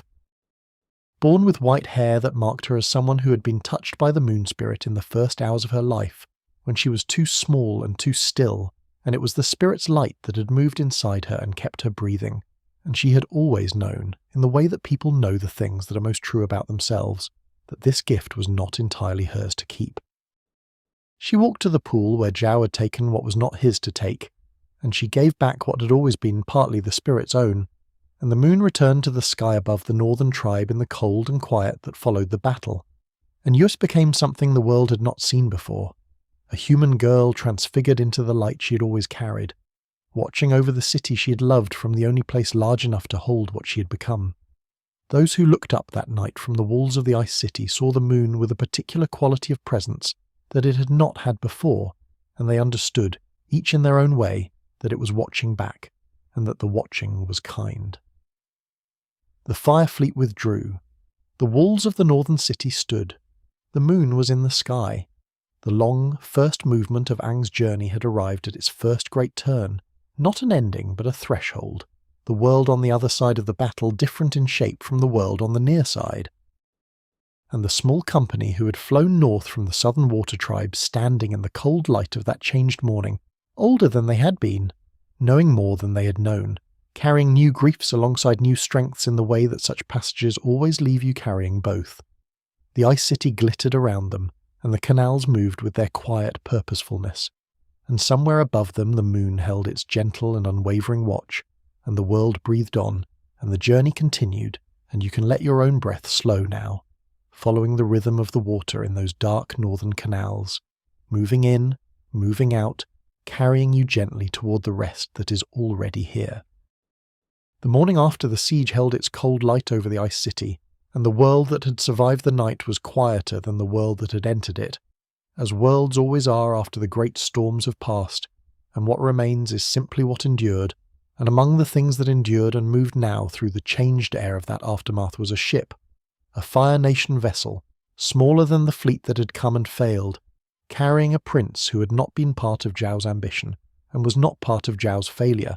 who was sailing away from the northern waters with the same relentless singular purpose he had carried across every sea he had crossed since the day his father had put him on a ship and told him not to return without the Avatar. Zuko stood at the prow of his ship in the cold morning air and looked at the horizon with eyes that had learned to find the horizon a more reliable thing to look at than most of what was closer, and the ship moved south, and the exile continued. And inside that exile a story was unfolding that was in many ways the most important story in the whole long telling of the war, because it was the story of what a person can become when the self that was given to them by others turns out to be a self they cannot in the end live inside.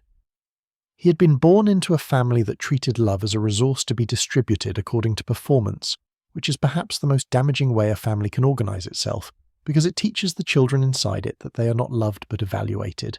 and that the gap between who they are and who would be loved is a gap they must close by becoming someone other than themselves. Zuko's father was Fire Lord Ozai, a man of great power and very little warmth, who had looked at his two children and found in his daughter Azula a reflection of what he valued, and in his son something that puzzled, and then disappointed, and then, in the way of such men, angered him. Azula was precise and brilliant and ruthless in the particular way of people who have learned early that ruthlessness is what is rewarded, and she moved through the world with the absolute confidence of someone who has never had cause to doubt that she is exactly what is wanted.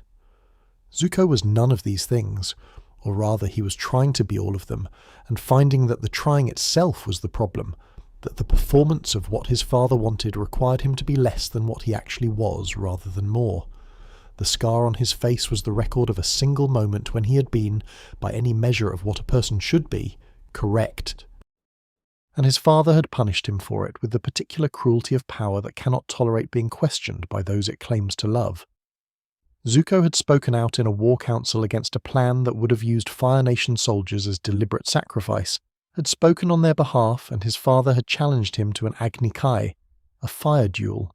which Zuko had accepted, believing he was accepting a duel with the general, whose plan he had questioned.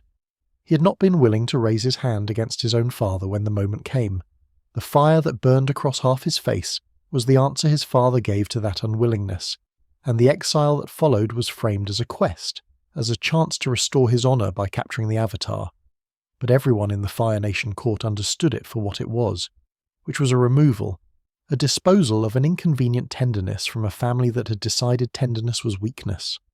What Ozai had not calculated, or had calculated and dismissed, was Iroh.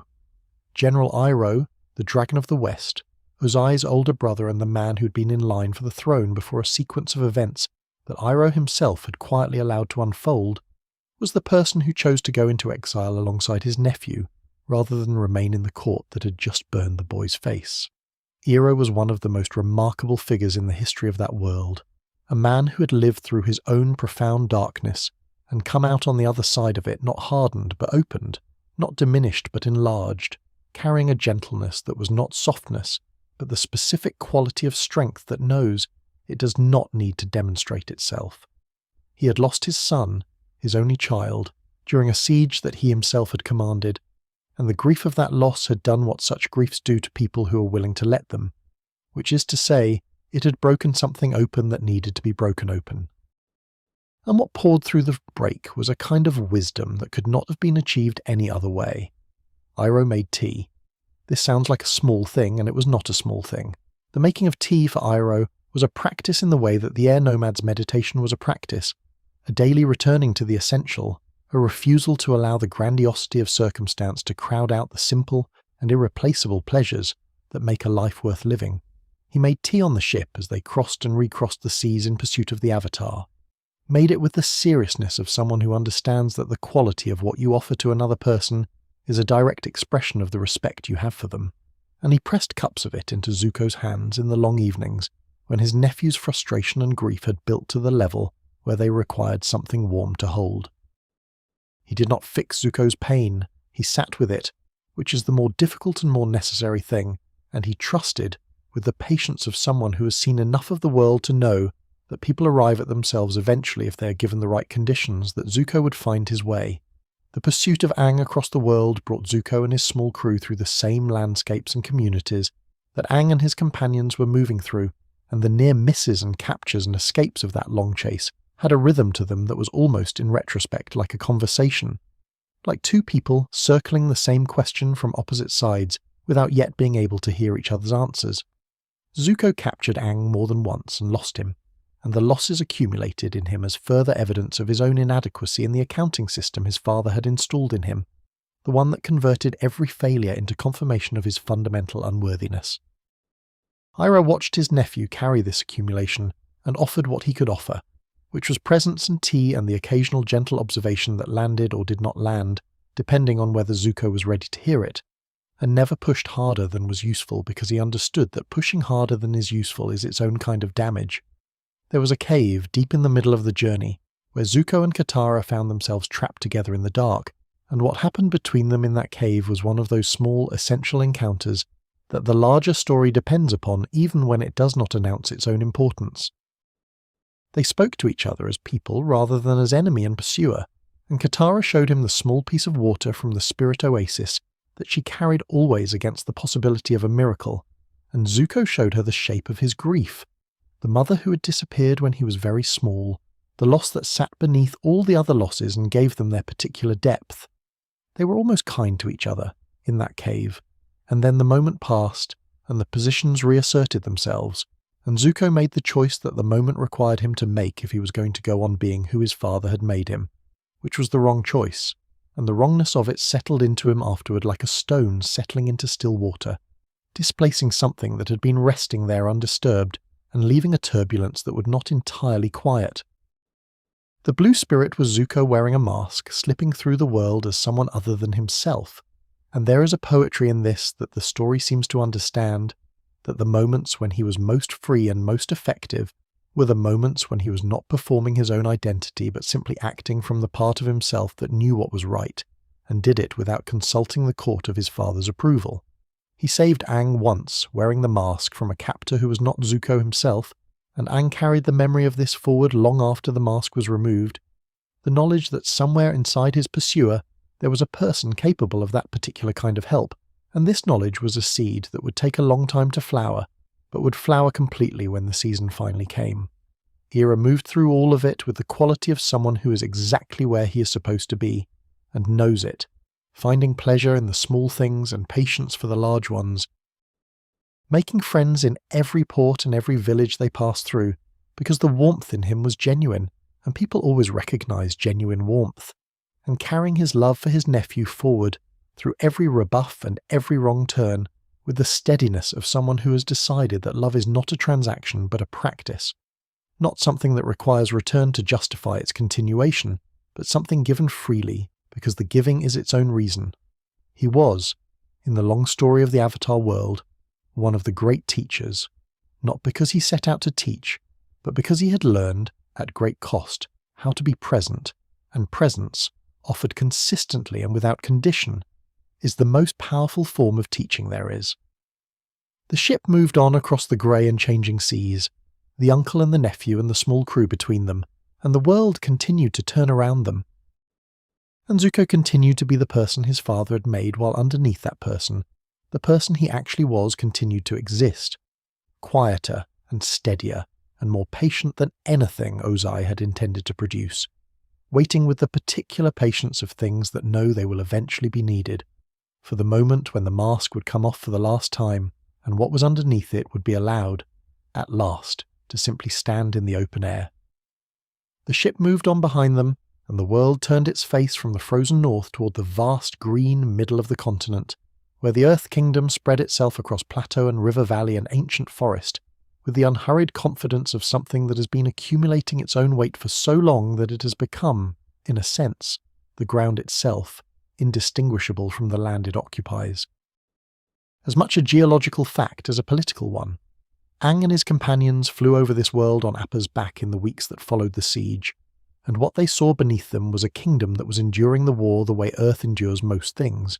which is to say through a combination of sheer mass and the particular stubbornness of something that has decided it will not be moved, absorbing the pressure from outside and continuing to exist underneath it, changed but not broken,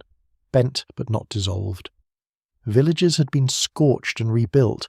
roads had been rerouted around occupation zones. The ordinary life of farmers and merchants and craftspeople continued in the spaces between the conflict with the resilient pragmatism of people who have learned that life must be lived even when the circumstances of it are unreasonable. The great continent offered them encounters and teachers and complications in the generous way that long journeys through large places always do,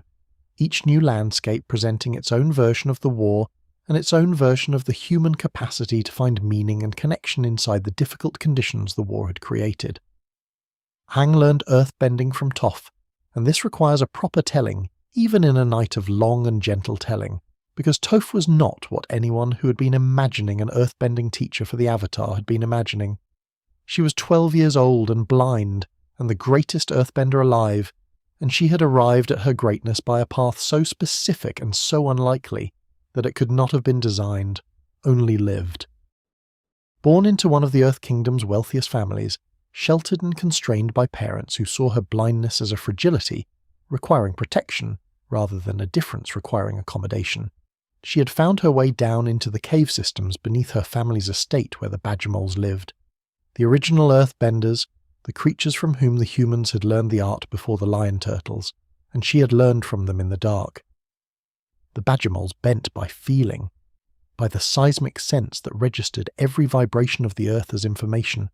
and Toph had learned to feel the world this way with a completeness that the sighted earthbenders above her could not match, because they had their eyes, and their eyes told them where to look, while she had only the ground, and the ground told her everything. She could feel a person's heartbeat through stone floors.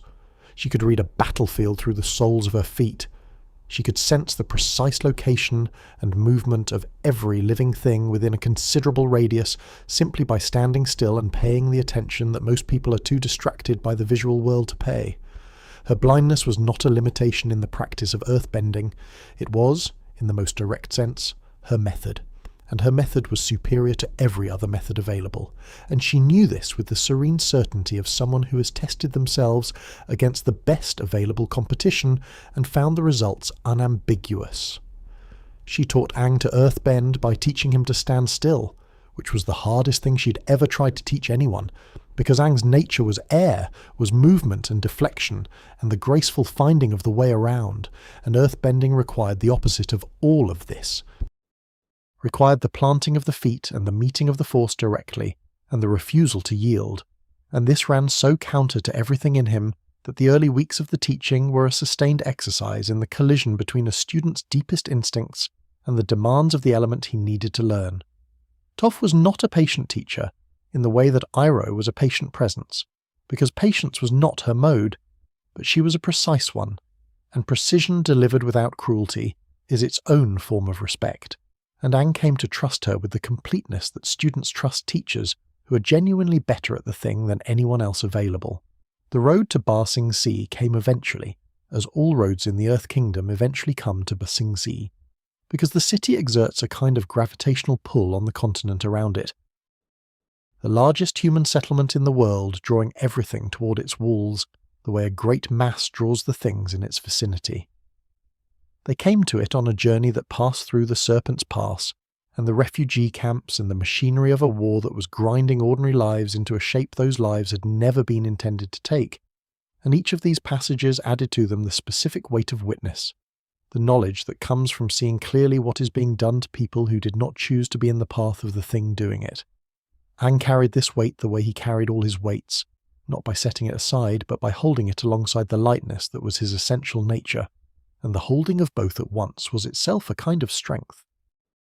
Ba Sing Se received them as it received most things, which is to say within the elaborate protocol of a city that had organized itself around the management of information and the maintenance of a particular story about itself,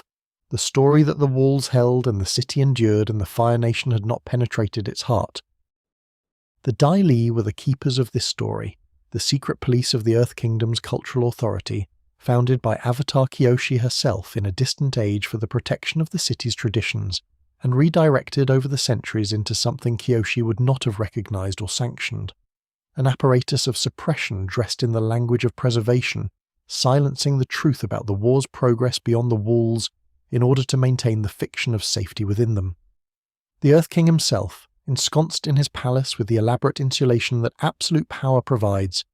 did not know the full shape of what was happening in his own kingdom, because the Dai Li had decided that knowing was not in his interest, and the Dai Li's sense of what was in the interest of Ba Sing Se had long since become indistinguishable from its sense of what was in the interest of the Dai Li. Longfeng commanded them, and Longfeng was a man who had come to believe with the completeness of belief that long unopposed power produces, that his management of the city's story was not manipulation but stewardship, not control but care, that the lie he maintained was kinder than the truth it replaced. This is a particular kind of corruption, less dramatic than cruelty but in some ways more durable, because it has convinced itself of its own virtue, and therefore does not recognize the signals that would otherwise prompt reconsideration. The Dai Li watched the newcomers in the city with the attention they gave to everything that might disturb the equilibrium they maintained, and the equilibrium was disturbed, and the machinery of suppression began to move, and what followed was the uncovering of a conspiracy that had been operating in plain sight for so long that the plain sight had become invisible. Azula came to Ba Sing Se in disguise, which was her natural element in a way that combat never quite was, because Azula's truest power was not fire, but the manipulation of perception, the ability to read what a person needed to believe and offer them a version of events tailored precisely to that need. She came with Mai and Tai Li, her companions since childhood, and she moved through the city with the absolute confidence that was her most consistent characteristic and the most dangerous thing about her, because confidence of that quality is almost indistinguishable from authority, and people who believe they are in the presence of authority tend to behave as though they are. She found the Dai Li and she offered Longfeng exactly what his particular form of ambition required, which was a better position than the one he currently held, and he accepted, and the balance of power inside the walls shifted in the way that balances shift when one of the parties to them stops honouring the agreement. The fall of Ba Sing Se came from within, as the falls of such cities so often do, not through the failure of the walls, but through the failure of the trust that the walls were supposed to protect. Zuko was there, in the catacombs beneath the city, at the moment when the choice that had been building in him across the whole long year of the journey was finally forced into the open, and he made the wrong choice. Again, for the last time, and the crystal catacombs lit up with the blue fire of Azula's lightning, and Aang fell, genuinely fell, the Avatar state broken in a moment that should not have been survivable, and was survivable only because Katara was there, because she had carried the water from the Spirit Oasis all those months against exactly the possibility of a miracle, and she used it now, kneeling in the rubble of a city that was falling above her, calling back a life that had gone somewhere very quiet and very still. The great gates of Ba Sing Se opened. The Fire Nation entered. The city that had held against every external assault for the entire length of the war surrendered in an afternoon to the thing that had been growing quietly inside it, and the fall was complete. And the world tilted on its axis in the way that the loss of something believed to be permanent always tilts the world, leaving those who had built their understanding of reality around its permanence standing in a landscape that no longer has the feature they had navigated by. The wall still stood. The city was behind them now, and somewhere in the rubble beneath it, a girl with a small vial of sacred water knelt over a boy who was not breathing, and the water did what water does when it is trusted completely, which is to say it moved toward the place where it was needed most, and it did not fail. The water had done what water does, and Aang had come back from wherever he had gone, in the long still moment of his falling, come back not with drama but with the quiet insistence of breath returning to a body that has remembered it, still has use for breath. And Katara held him in the rubble of the crystal catacombs while the city above them completed its falling, and did not think about the city, thought only about the boy in her arms and the warmth returning to him by degrees, the way warmth always returns, slowly and from the centre outward, the core first and then the edges, until the whole of a person is present again, and the terrible stillness has been replaced by the ordinary miracle of a living body doing the 10,000 small things that living bodies do without being asked. They came up out of the catacombs into a Ba Sing Se that was no longer the Ba Sing Se that had received them, and the sky above the great city was the same sky it had always been, and everything beneath it had changed. And they carried Aang through the changed world and out beyond the walls and into the open air where Appa was waiting with the patience that was his most consistent gift to all of them. The weeks that followed the fall were among the most difficult of the journey, not because they were more dangerous than what had come before, though they were dangerous, but because they required a kind of recovery that has no visible metric, the recovery of a spirit that has been to the edge of its own extinction, and has come back carrying the knowledge of that edge in a way that changes the texture of everything afterward. Aang was quiet in those weeks, quieter than his nature ordinarily permitted, and the companions who travelled with him gave him the gift of that quiet without trying to fill it, understanding by now, as people understand who have travelled hard roads together, that the most useful thing one person can offer another in the aftermath of a great difficulty is simply the willingness to be present without requiring anything in return. He ate and he slept, and he sat with Appa in the evenings and watched the sky change colour, and the colour of the sky was the same colour it had always been, and he received it differently, the way everything is received differently by someone who has briefly not been there to receive it. There was something else that the fall of Ba Sing Se had taken from him, something whose loss he did not fully understand until he reached for it, and found it absent in the way that you reach for something in a familiar pocket, and find the pocket empty, a hollow where a weight used to be, the Avatar state which had been with him since the first moment Katara cracked the iceberg, the deep reservoir of accumulated lives and accumulated power that Raava carried forward through every iteration of the cycle, was gone from him in the way that things are gone when they have been interrupted at their root.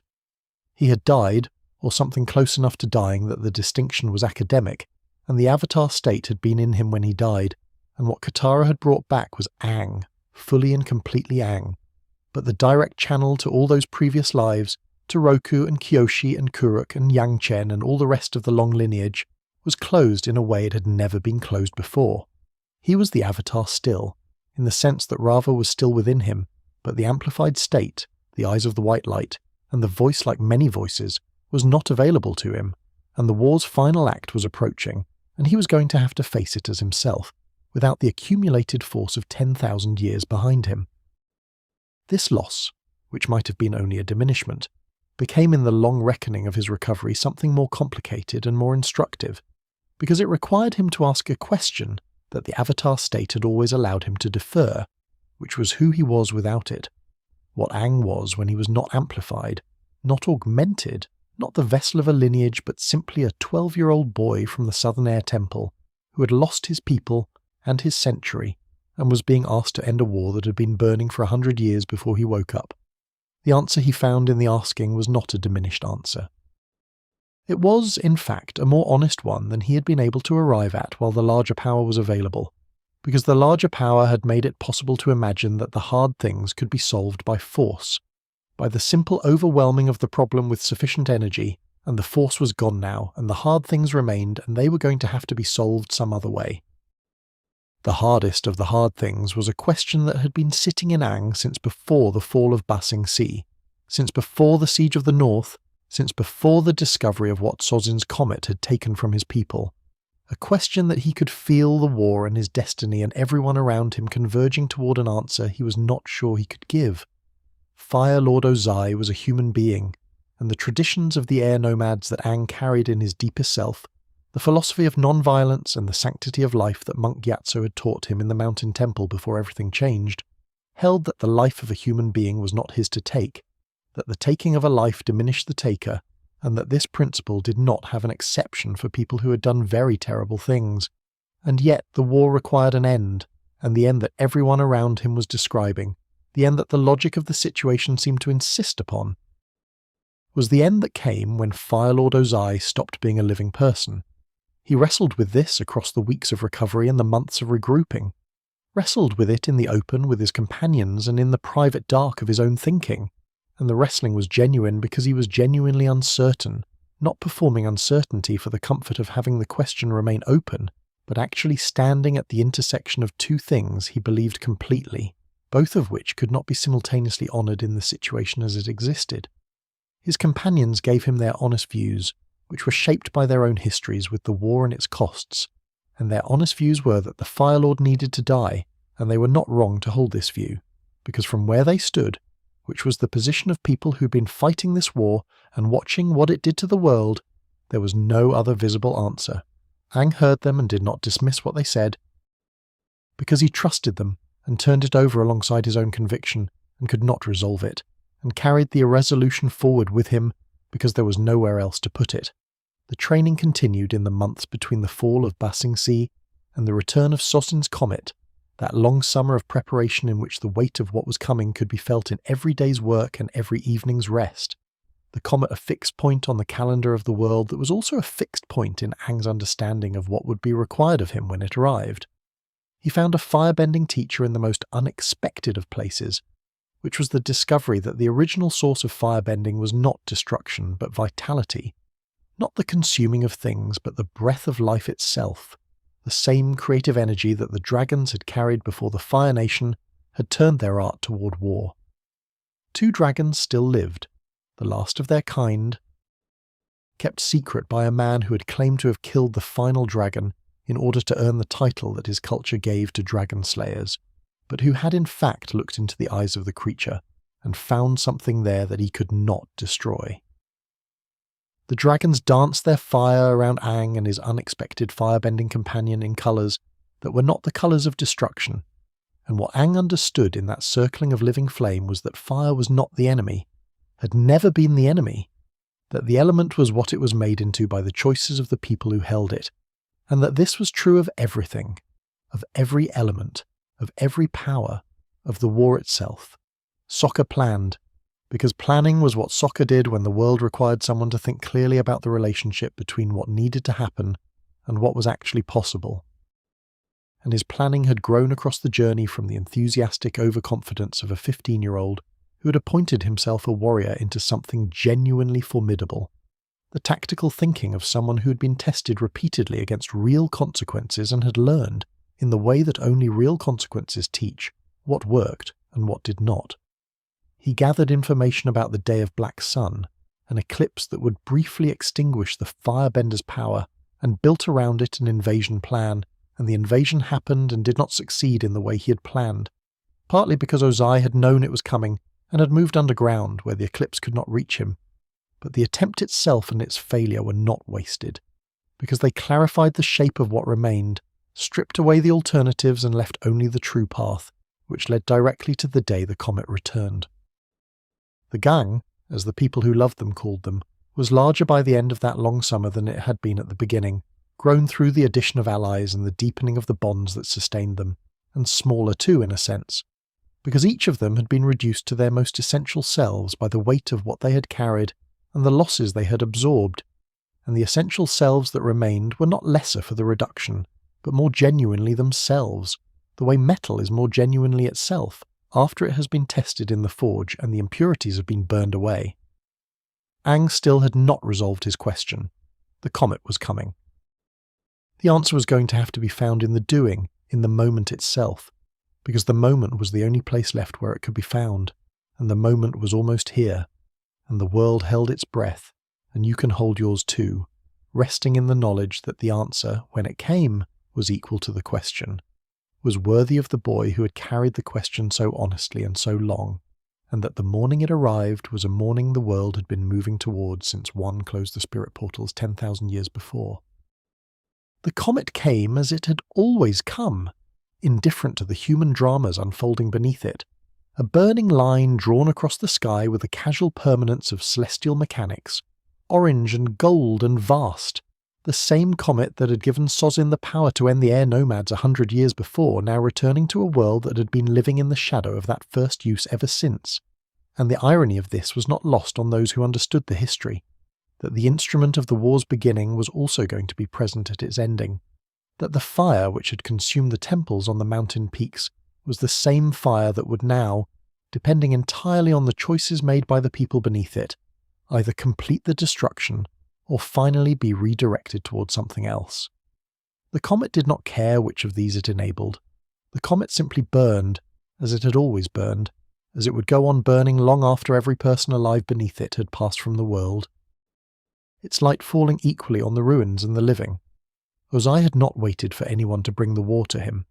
This was consistent with everything he had always been, a man who understood power as the capacity to impose rather than the capacity to sustain, and who had spent the years of his reign not merely maintaining what Sozin had built,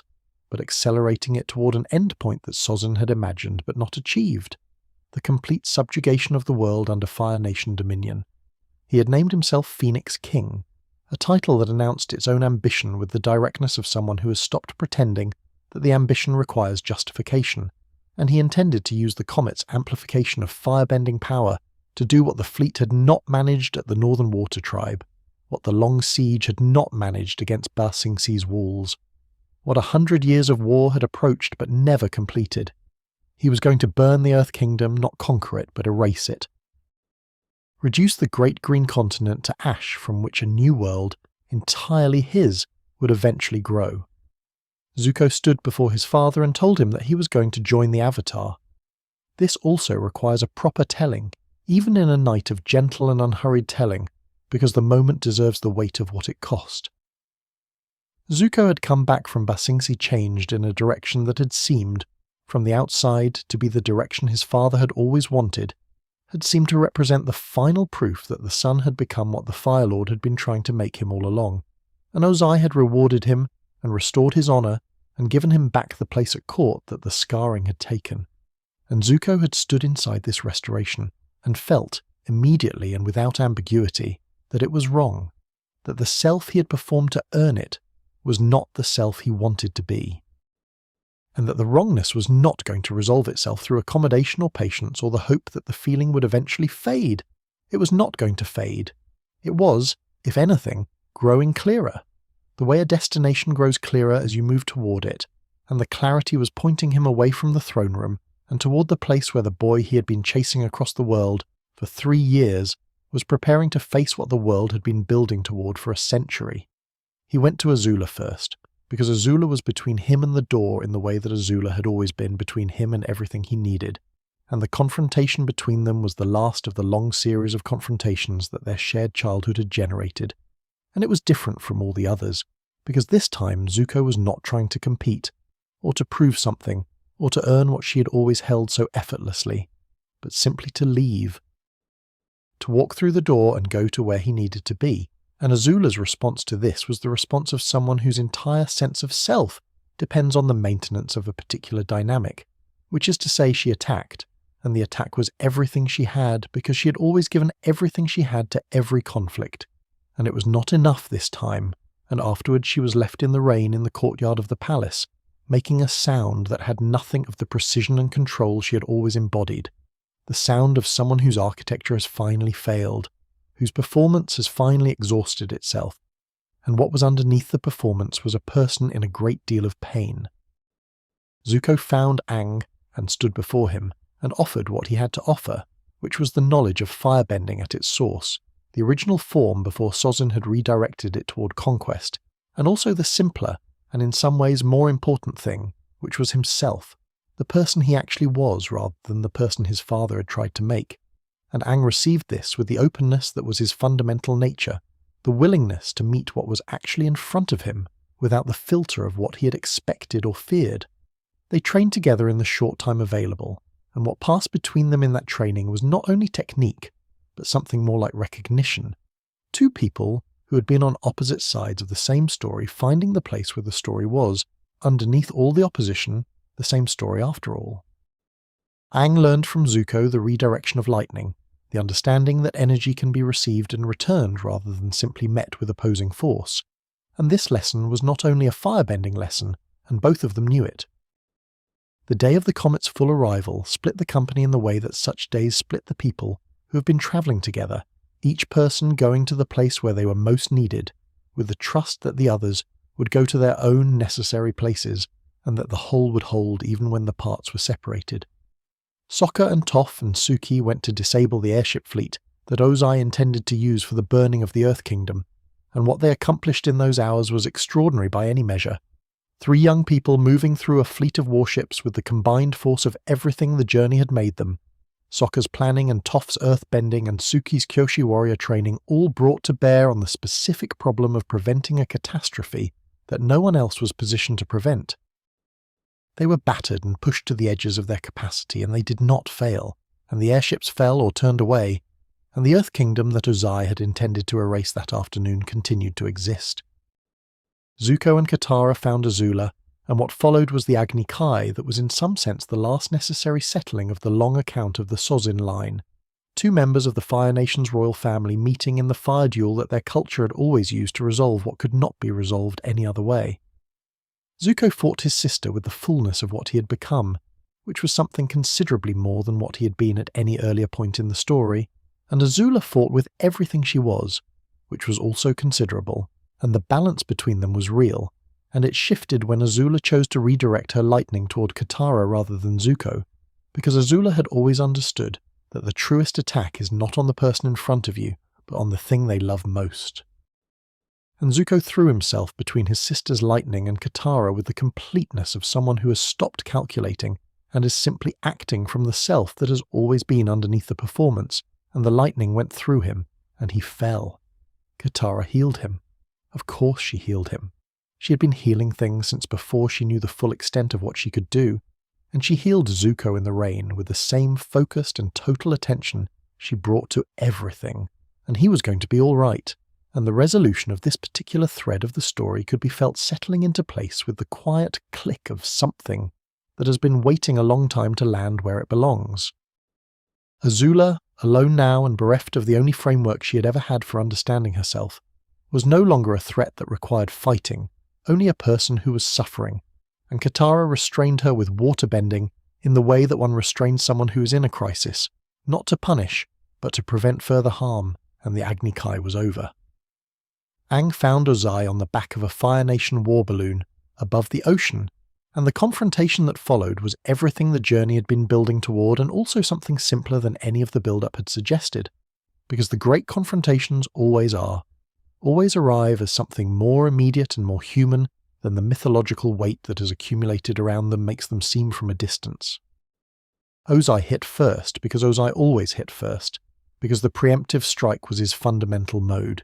the expression of a worldview that saw every interaction as a competition, and every competition as something to be won before the other person had a chance to try. Aang received everything that the comet's amplification gave to Ozai, and redirected it and kept redirecting it, using the water bending and earth bending, and the original fire bending and the air bending that was his birthright, and his deepest self, moving through the forms with the ease of someone who has finally stopped holding anything back. The answer to the question he had been carrying arrived in the form of the lion turtle's gift, the knowledge that had been given to one at the beginning of everything, and had been waiting in the oldest of the old teachers for the student who needed it most at the moment they needed it. The ability to bend not the elements but the energy of life itself, to reach into the wellspring of a person's power and close the gate, to remove the bending without removing the life, to end the threat without ending the person. Aang took Ozai's fire bending from him, as gently as such a thing can be done, which is to say with the precision of someone who knows exactly what they are doing, and is doing only what is necessary and nothing more. Ozai fell. The comet burned on overhead, indifferent, falling away now toward the far edge of the sky. The war was over. The morning that followed was the morning that the whole 10,000 years of the Avatar cycle had been moving toward, and it arrived the way such mornings arrive, not with trumpets but with light,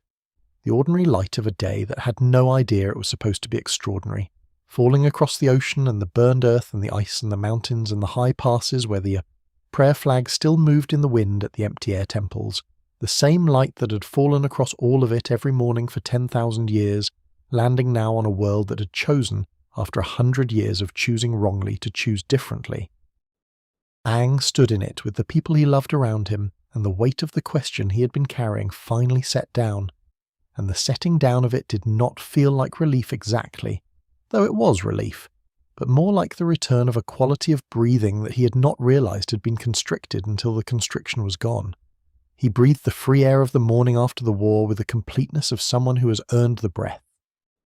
The morning light that fell across the world on the first day after the war did not immediately change the shape of the world, because light never does, because the work of changing what fire has damaged is slower and more patient than the burning ever was, requiring not the single consuming gesture of destruction, but the 10,000 small gestures of repair, each one modest and necessary and unglamorous, in the way that all genuine restoration is unglamorous, the filling in and the rebuilding and the slow returning of trust between peoples who have spent 100 years learning to see each other as threats. The Fire Nation soldiers who had been stationed across the Earth Kingdom put down their weapons or did not, depending on who commanded them and what those commanders had decided to do with the information that the Phoenix King had fallen and the war was over, and the process of that laying down was not uniform or simultaneous but ragged and gradual, happening in different places at different speeds in the way that the ending of long conflicts always happens, not with a clean line drawn across the calendar but with a long uneven trailing off, like the last light of a day that has been overcast and ends not in a clear sunset but in a slow dimming that you notice only after it has already occurred. Zuko became Fire Lord in those first days after the comet,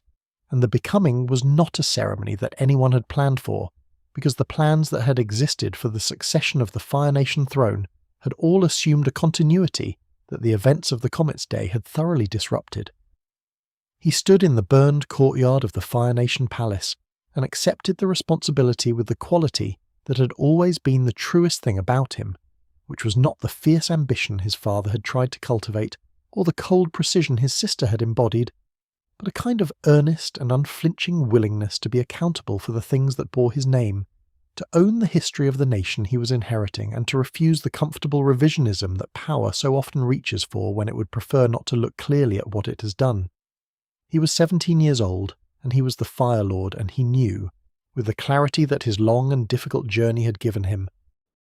that the first work of his reign was not expansion but repair, Not the projection of power, but the offering of something that was much harder to offer, which was acknowledgement.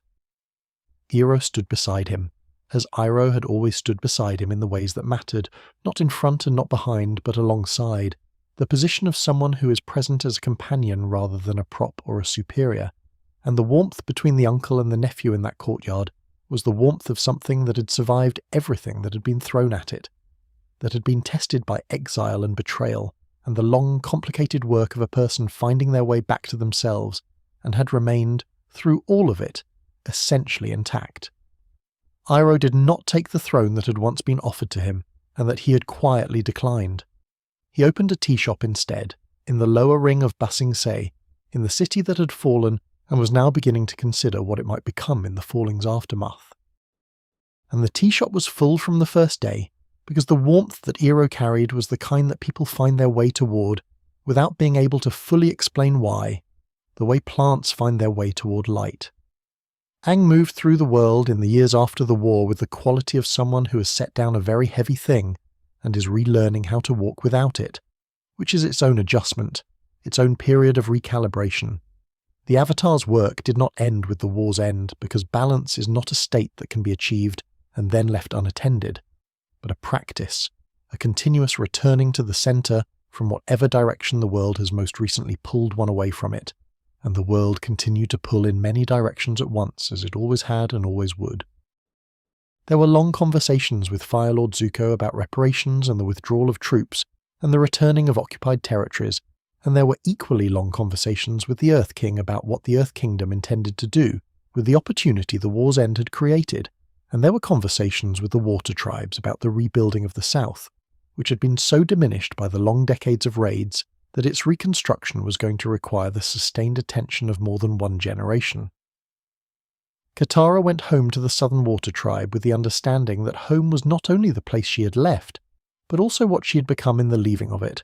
and the South that she returned to was smaller than the North but was beginning, with the support that the war's end made possible, to remember itself, to find the thread of what it had been before the raids had taken so much of it and follow that thread forward into what it could become. She brought her waterbending back with her in the full flowering of what Pakku had begun and what the journey had completed, and she taught, because teaching was the natural next expression of everything she had learned, and the students she trained became teachers in their turn, and the southern tradition of waterbending, which had been reduced to a single girl bending imprecisely in a boat on a frozen sea, began its slow and steady return to the fullness it had once possessed.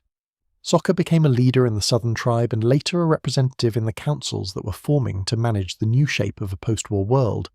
bringing to those councils the combination of practical intelligence and genuine humour that had always been his particular gift.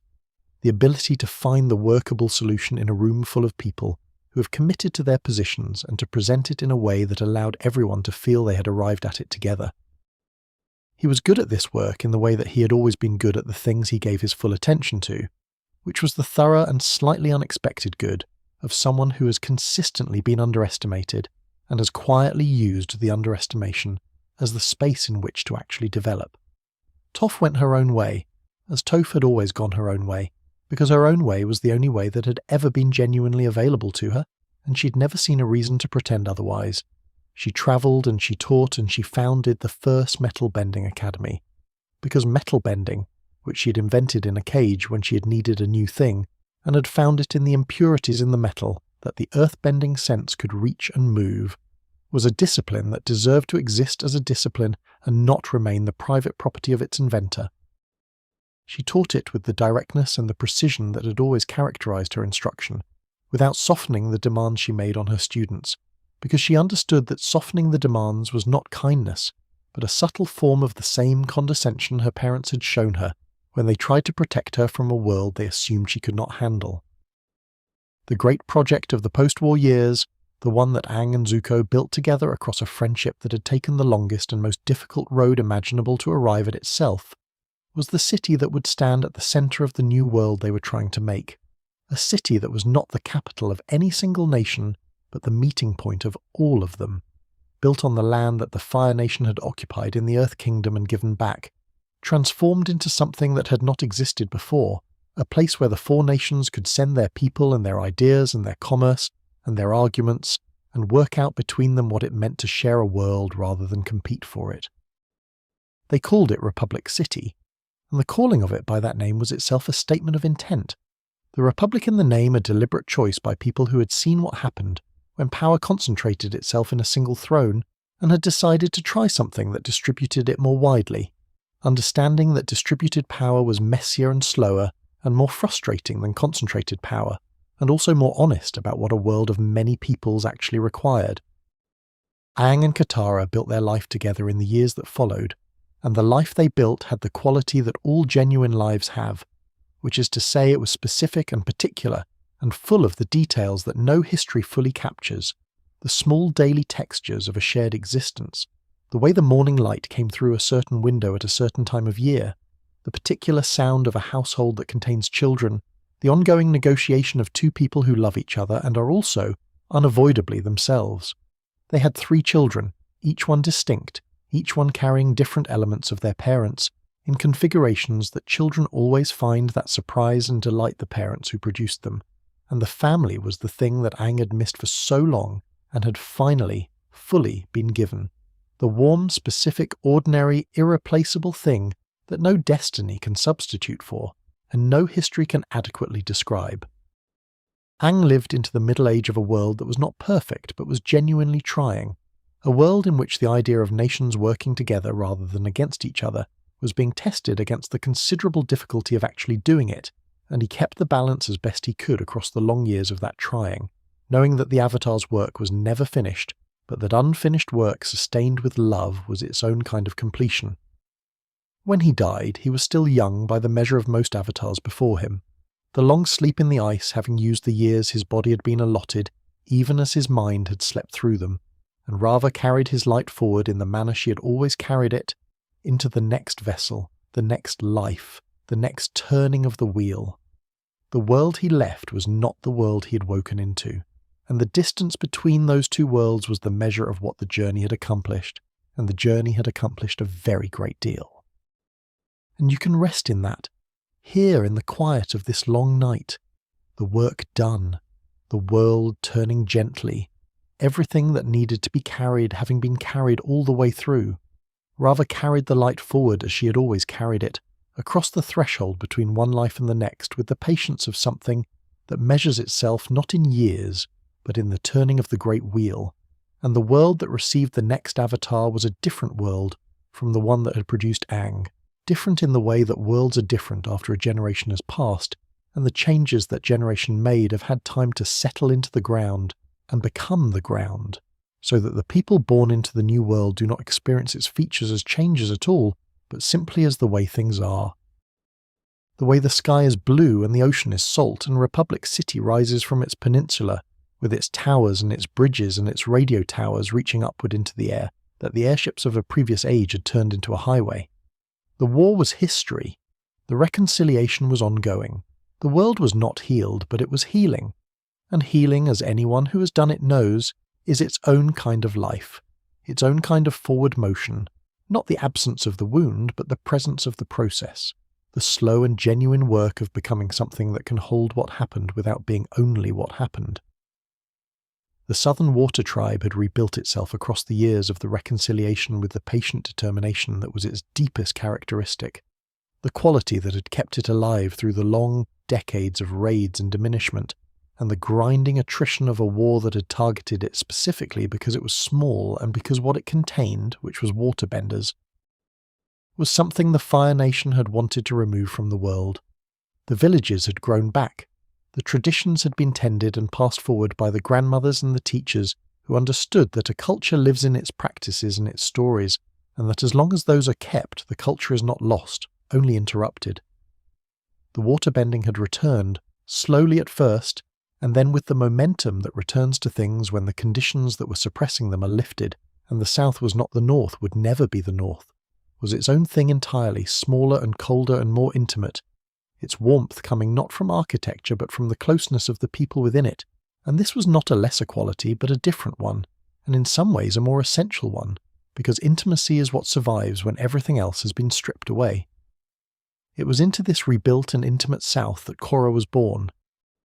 and she announced herself with the thoroughness of someone who has never seen a reason to be subtle about what they are. She was 4 years old when she walked into a meeting of the Order of the White Lotus, the organization that had been entrusted with the finding and protection of the new Avatar, and demonstrated waterbending and earthbending and firebending simultaneously with the cheerful confidence of a very small person who has not yet been taught that what she is doing is supposed to be difficult, who is simply doing it because it is available to be done, and she is the kind of person who does available things. The White Lotus members looked at this 4-year-old surrounded by the elements she was already commanding and confirmed what the confirmation was always going to say, which was that the Avatar had been found, and that the Avatar was, in every visible respect, going to be a great deal to manage. Korra grew up inside the compound that the White Lotus built for her training, which was a place of considerable comfort and considerable constraint, the constraint being the necessary consequence of the protection, because the world outside the compound was not yet the world that could safely hold an untrained Avatar, and the training was long and the curriculum was demanding, and Korra applied herself to it with the ferocity that she applied to everything, which meant that by the time she was a teenager, she was a physically formidable waterbender and earthbender and firebender who had mastered 3 of the 4 elements with a speed that impressed even the most demanding of her teachers. The 4th element, airbending, resisted her with a stubbornness that was almost personal, because airbending required precisely the things that were hardest for her,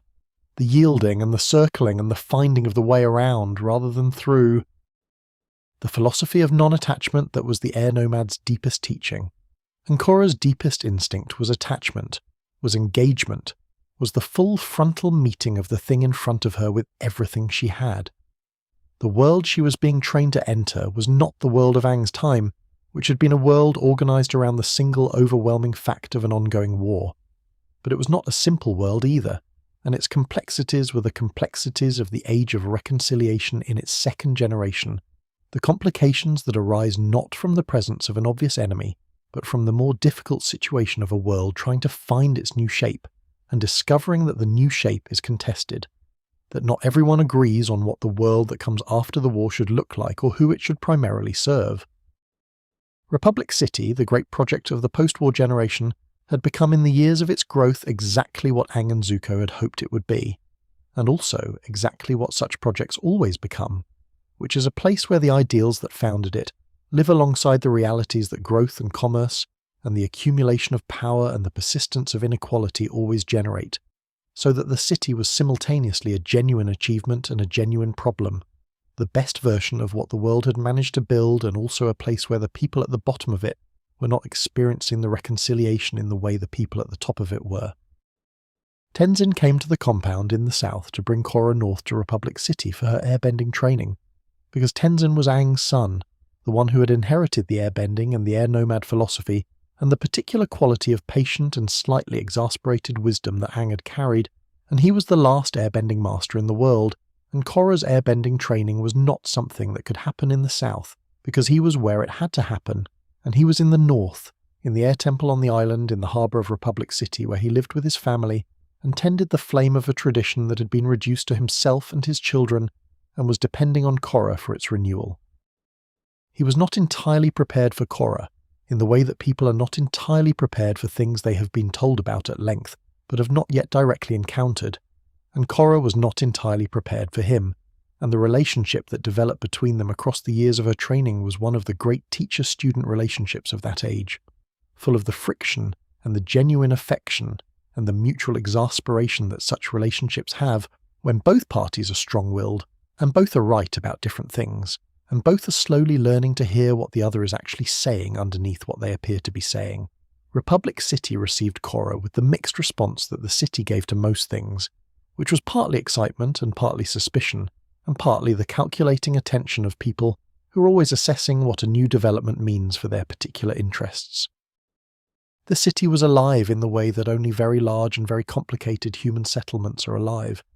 with the particular energy of a place where many different kinds of life are happening simultaneously, and the boundaries between them are porous and contested, where a wealthy district and a neighbourhood of impoverished non-benders might be separated by a single street, where the radio carried music and news and political speeches into every home that had a receiver, where the pro-bending arena drew crowds who came to watch waterbenders and earthbenders and firebenders compete in a sport that had turned the ancient arts of the nations into entertainment. It was a city that Aang would have found both wonderful and troubling, and the fact that it was both at once was not a failure of the dream that had founded it, but an accurate reflection of what dreams look like when they are tested against the actual complicated world of actual complicated people. The Equalists were the first great challenge of Korra's time in the city, a movement led by a man named Aemon who wore a mask and spoke in a voice of quiet and absolute conviction about the inequality between benders and non-benders, about the way that the ability to bend had always translated into power over those who could not, and about his claimed ability to remove bending permanently, the same ability that Aang had used on Ozai, now weaponized as a political instrument.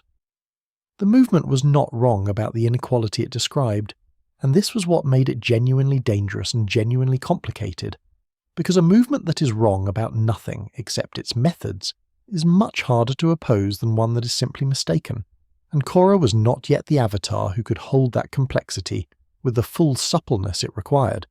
was still the avatar who needed the problem to have a clear shape before she could move against it. She moved against it with everything she had,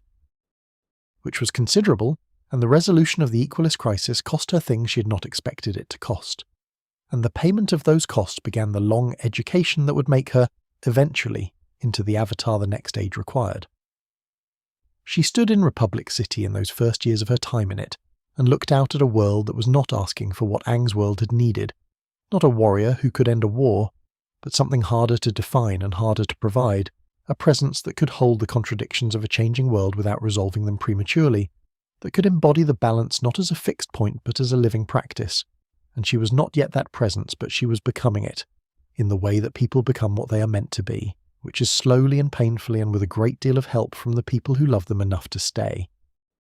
The South was behind her, the compound and the cold and the early mornings of training with the White Lotus, and the world was ahead, vast and complicated and full of the particular beauty that complicated things have when you're standing close enough to see both the difficulty and the light that moves through it. And she breathed in the salt air of the harbour and felt the city alive around her, and the wheel kept turning, as it always had, as it always would. The city had received her, and she had received the city,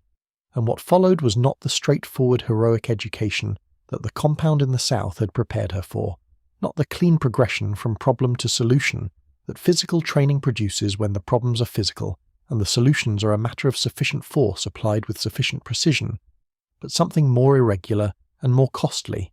the education that only the world itself can provide, which moves not in a curriculum but in the way that weather moves, arriving without announcement and departing without explanation, and leaving behind it a landscape that is recognizably the same landscape, and also, in ways that take time to fully inventory, permanently altered.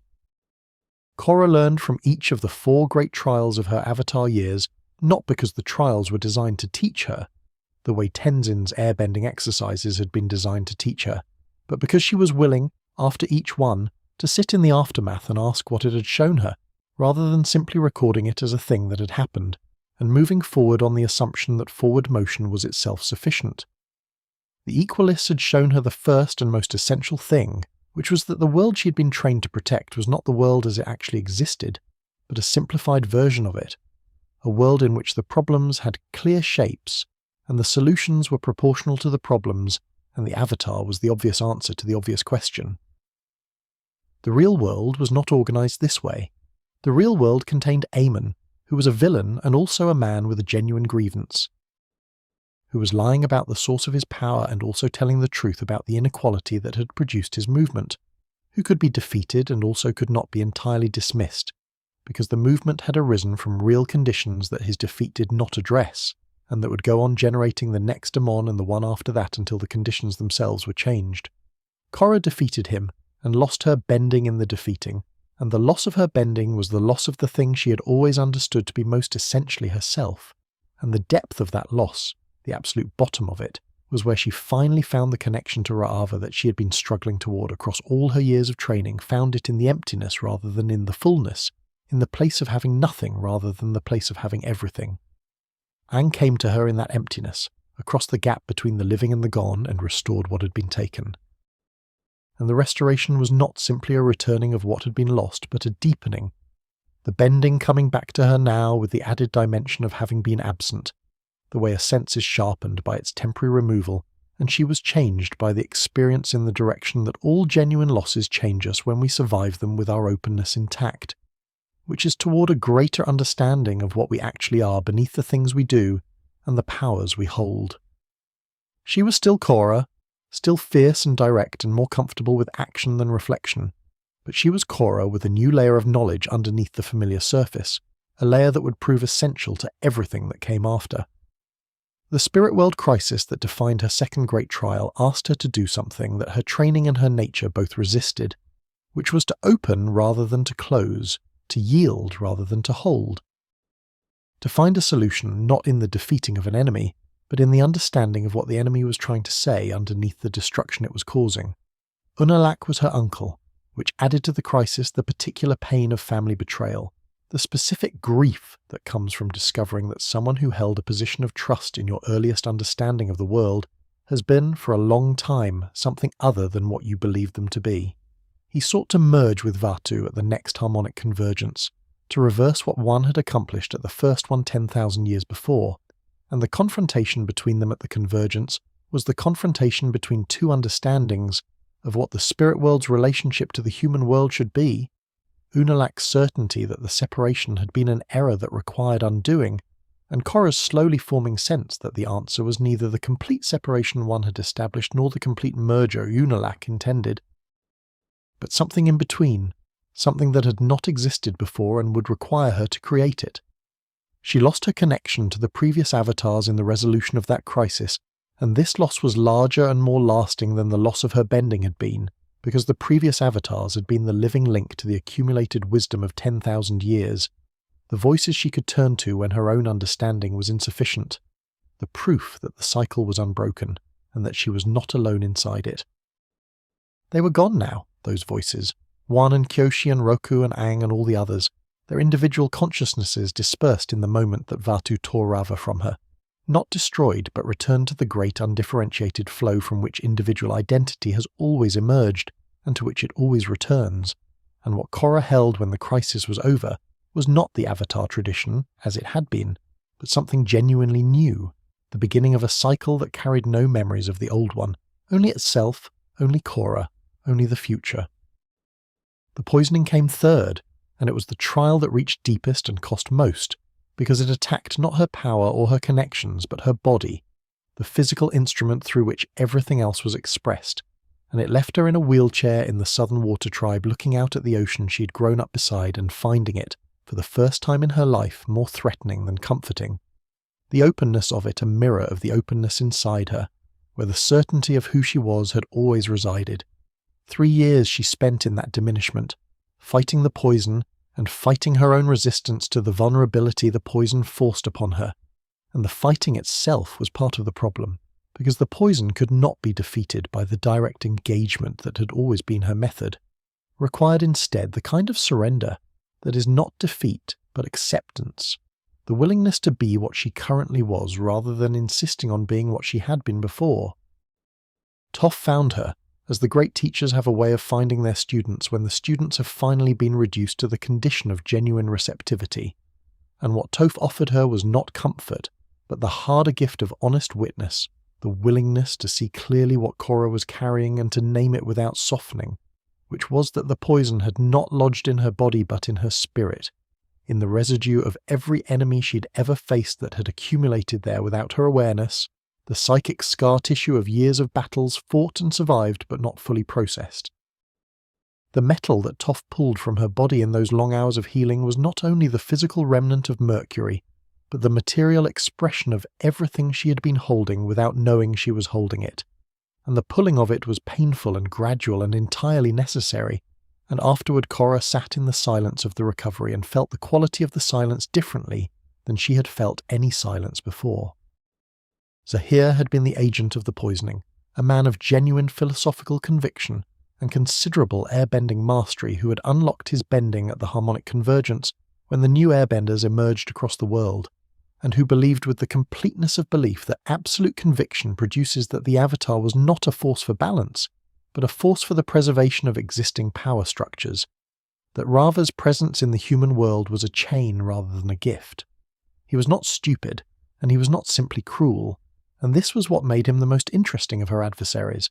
because his argument was not incoherent, could be followed to its conclusion without losing the thread, even if the conclusion it reached was wrong in the specific and essential way that conclusions reached by very intelligent people who have decided that their intelligence excuses them from compassion are always wrong. Which is that they are right about everything except the part that matters most. Korra defeated him from her chains, which is to say she used the vision of her greatest fear, the thing that the poison had forced her to see clearly, and turned it into the fuel for the airbending she had been reaching for since she was a teenager, in a compound in the south, trying to understand why the air refused to do what she asked it to do, and the understanding arrived in the moment of extremity, as understanding often does, which was that the air had always been refusing the version of her that insisted on forcing it, and the version of her that finally bent it was the version that had been forged by 3 years of vulnerability and the slow, patient work of learning to yield. She hung in her chains above the earth, and she bent the air, and she brought down the man who had been trying to reduce her to nothing, not with force, but with the terrible precise use of everything she had become. And the tornado she made was made of grief and loss, and the long, difficult education of a soul that had agreed, at the bottom of its lowest point, to keep going. The fourth trial was the one that asked the least of her, in terms of physical confrontation, and the most in terms of the thing she had been building across all the other trials, which was the capacity to hold contradictions without resolving them by force. Kuvira was an earthbender of extraordinary ability and genuine charisma, who had filled the power vacuum that Zahir's dismantling of the Earth Kingdom's government had created, had brought order to a continent sliding toward chaos, and had in the bringing of that order become the order herself, become the thing she had imposed, certain and absolute and unable to stop at the line where necessary authority becomes something else entirely. She was not without sympathy, and Korra was the first person to offer her that sympathy directly and without reservation. To look at the person inside the Conqueror and acknowledge the wound that had produced the armour, and the acknowledgement was the thing that finally reached where force had not been able to reach, that opened the door through which the laying down of power became possible. Korra moved through those 4 trials across the years of her service as Avatar, and emerged from them as someone recognisably continuous, with the girl who had walked into the White Lotus meeting at 4 years old and bent 3 elements simultaneously, still fierce and direct and fundamentally engaged with the world, and also someone whose engagement had been deepened and complicated and enriched by everything the trials had asked of her, and everything she had been willing to give in the asking. She was not finished. The Avatar is never finished. But she had arrived at something that felt like the foundation of who she was going to be for the long remainder of her service. A steadiness underneath the fire that was not the absence of the fire but its proper context, the ground from which it could burn usefully rather than consuming. And she stood in this steadiness and looked out at the world that needed her, and felt, for the first time without qualification, equal to the looking. The steadiness she had found was not the end of the finding but the beginning of what the finding made possible. The way the establishment of a foundation is not the completion of a structure but the condition of its becoming. And what became possible now that Korra had found the ground beneath her feet was a quality of presence in the world that her earlier years had reached for without quite achieving, a presence that was not simply powerful but genuinely available, open to what the world was bringing rather than always already in motion, toward what she had decided the world required. She had spent her first years as Avatar moving at the speed of her own certainty, which was considerable, and the trials had slowed her to the speed of the world itself, which is slower and more various and more surprising than any individual certainty can account for, and the slowing was not a diminishment, but an expansion, the way a river expands when it reaches the flatland and slows and spreads, and becomes capable of nourishing a wider territory than the fast narrow channel of its upper reaches ever could. The spirit portal stood open in the world that Korra had made at the harmonic convergence. The great doorways between the human realm and the spirit world no longer sealed as one had sealed them 10,000 years before, no longer requiring an avatar to pass through them, available now to any person willing to approach them with the right quality of attention and the right quality of openness. This was not a universally celebrated development, because few genuine changes are universally celebrated. and the presence of spirits in the human world and humans in the spirit world generated the complications that the presence of any two very different kinds of being in the same space always generates: misunderstandings and territorial disputes, and the occasional encounter between a human who had wandered too far into the wilder reaches of the spirit world and a spirit who had not yet developed the patience for human company. But it also generated something that had not existed since the age before one, a permeability between the worlds that allowed for kinds of encounter and exchange and mutual transformation that the separation had made impossible, and the long view of what this permeability might mean for the world across the generations was a view that Korra held with the patience she had earned. She went into the spirit world herself in those years, with the frequency of someone for whom the boundary between the worlds had become genuinely porous, going not as an emergency measure or in response to a crisis, but as a practice. The way Iroh had made tea as a practice, a regular returning to the place where the perspective available was different from the perspective available in the human world, and therefore useful in ways that the human world's perspective alone could not be. The spirit world was not comfortable in the way that the human world could be comfortable, was not organized around human needs or human scales of time or human understandings of cause and effect, but it was illuminating, and Korra had learned by this point in her life to value illumination over comfort when the two were in tension, had learned that the discomfort of genuine seeing is always preferable to the ease of not quite looking. Raava was with her in all of this, as Raava had always been with her since the moment of their joining in the swamp of the south, when Korra had finally been still enough to feel the spirit that had been inside her all along, waiting with the patience of something that had existed since before time for the person it was joined with, to find the stillness necessary for the finding. Their relationship had changed across the years of the trials, changed from the relationship of a person to a power they had inherited into something more genuinely reciprocal, more like the relationship between two beings who had been through a great deal together and had arrived at a mutual understanding that could not have been achieved any other way. Raava did not speak in words, had never spoken in words, but her presence communicated something that words were not the right instrument for, something that Korra received in the place underneath language, the place where the deepest knowing lives, and what it communicated was a quality of continuity that the loss of the previous Avatar memories had not in fact broken, only changed, the way a river changes when a dam is removed, finding a new channel but carrying the same water toward the same sea. The new airbenders who had emerged at the harmonic convergence were one of the great unexpected gifts of that era, and Korra received them as gifts rather than as responsibilities, which was itself a measure of how much she had changed, because the earlier Korra would have received them primarily as a problem to be solved, a new population of people with a new power, in a world not yet configured to hold that power safely. She helped Tenzin gather them and train them, and she watched the air nomad tradition, which had been reduced to a single family on a single island, begin to breathe again, begin to expand in the way that living things expand when the conditions suppressing them are finally lifted, and the watching of this gave her a particular kind of joy that was different from the joy of defeating an enemy or mastering a new skill, quieter and more sustained, the joy of witnessing a return, of seeing something that had been lost finding its way back into the world where it belonged. She had companions in these years, the people who had come into her life in Republic City, and had stayed with the loyalty that is not obligation but genuine affection, the chosen bond that is in its own way as deep as any bond of blood. Asami had been her closest companion through the hardest of the trials, had been there in the south during the years of the wheelchair, and the recovery with a steadiness that asked nothing in return and expected nothing. The presence of someone who had decided that the other person mattered regardless of what the other person was currently capable of providing.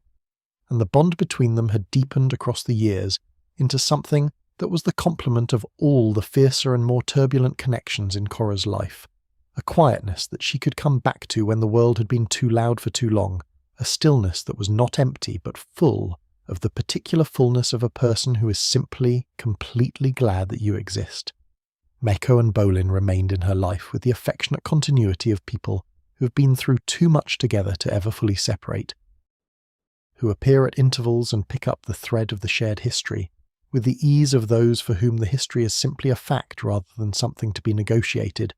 and their lives in those middle years were their own lives, full of their own developments and their own particular forms of becoming. Mako finding in the police force and later in Zuko's service the combination of duty and integrity that had always been his essential nature. Bolin finding in the earthbending theatre and later in more serious work the expression of a warmth so fundamental that it created its own gravity, drawing people toward it the way all genuine warmth does. The world that Korra moved through in the long middle years of her service was a world in motion in the way that post-crisis worlds are always in motion, full of the energy of people who have survived something and are now engaged in the sustained and complicated work of deciding what comes next. Republic City continued its complicated life, its inequalities and its creativity and its noise and its harbour light, and its radio voices carrying their mixture of music and news and argument into every corner of the continent. The four nations were not what they had been a generation ago, were something more fluid and less absolute, the edges between them softened by the movement of people and ideas and commerce that the war's end had made possible, and in the softening there was loss as well as gain, the particular loss of distinctness that comes when things that were separate begin to merge, and Korra held this complexity with the equanimity of someone who has learned that the Avatar's relationship to change is not to prevent it or to accelerate it, but to tend the balance within it, to ensure that what is essential survives the transformation, and what is ready to transform is not held back by the fear of the losing. She stood at the spirit portal in the south, on an evening when the sky above it had the particular quality of light that only that place at that hour produced, the spirit world's luminescence bleeding through the opening into the human world and mingling with the ordinary sunset in a way that belonged to neither world entirely and therefore belonged to both. And she felt the 10,000 years of the Avatar cycle, not as a weight behind her, but as a presence alongside her, the long company of all the souls that Raava had carried and the cumulative wisdom they had gathered still present in the world, even without the direct channel of the Avatar state's memory, present in the traditions and the stories and the institutions and the simple ongoing fact of a world that had been kept in balance across all those turnings of the wheel by the one who was always willing to return. She was the latest iteration of that willingness, and she was not the last, and this was not a sorrow but a comfort. The knowledge that the work she was doing was larger than herself and would outlast herself, and was therefore not dependent on herself alone, was held by something that would go on holding it long after she had passed the light to the next vessel, and the wheel had turned again. The portal glowed in the evening air, the two worlds breathing through it together, and Korra breathed with them, and the breath was slow and deep and full, the breath of someone who has arrived somewhere after a very long journey, and recognizes the place not because they have been here before, but because it is exactly what they were moving toward all along, and the recognition is its own kind of homecoming, its own kind of rest, and you can feel it too, here in the quiet of this long night, the portal open, the two worlds touching gently at their edges, the light moving through from somewhere very old and very calm, and nothing required of you now but the willingness to receive it. The portal breathed its quiet light into the evening air, and the evening air received it, and the world that held them both, the world of water and earth and fire and air, the world of lion turtles and sky bison and flying lemurs and great white dragons, the world of monks on mountain peaks and children learning to bend in the courtyard light, the world of a boy frozen in the southern ice and a girl who cracked it open, the world of an old man making tea in a city that was learning to hold itself together, the world of a young woman standing in a wheelchair looking at an ocean that would eventually give her back to herself. All of it gathered now in the way that long stories gather at their endings, not compressed or hurried, but simply present. All of it present at once in the way that the things we have loved most are present, when we finally allow ourselves to be still enough to feel them. The Avatar has always been a single soul returning, a light passed from hand to hand across the dark in the way that a flame is passed from candle to candle, without the first flame diminishing, each new light its own light, and also the continuation of something that was burning long before it arrived and will go on burning long after it passes on. One carried it first, and Kyoshi carried it with her 230 years of patient justice, and Roku carried it with the warmth of a man who loved too generously to see clearly until too late, and Aang carried it out of the ice and through the war and into the long morning after, and Korra carried it through the fire of her own becoming, and set it down at last in the quiet of the open portal with the grace of someone who has finally learned that the carrying and the setting down are equally sacred, equally part of the work, equally expressions of the love that the cycle has always been made of. You have travelled a very long way tonight, across 10,000 years and 4 great nations and the lives of more souls than can be easily counted, and you have arrived here, at the end of the telling, in the same place you began, which is simply where you are, warm and held and breathing, the long story settled around you like a blanket, its weight the comfortable weight of something that has been with you the whole time, and that you can now, finally, fully feel. The wheel is still turning, Raava is still carrying the light. Somewhere in the world, in a place not yet known, a child is bending the elements, with the cheerful confidence of someone who does not yet know what they are, only that the world is full of wonders and that they are part of it. Let that be the last image you carry with you into sleep, the child and the elements and the wide and patient world.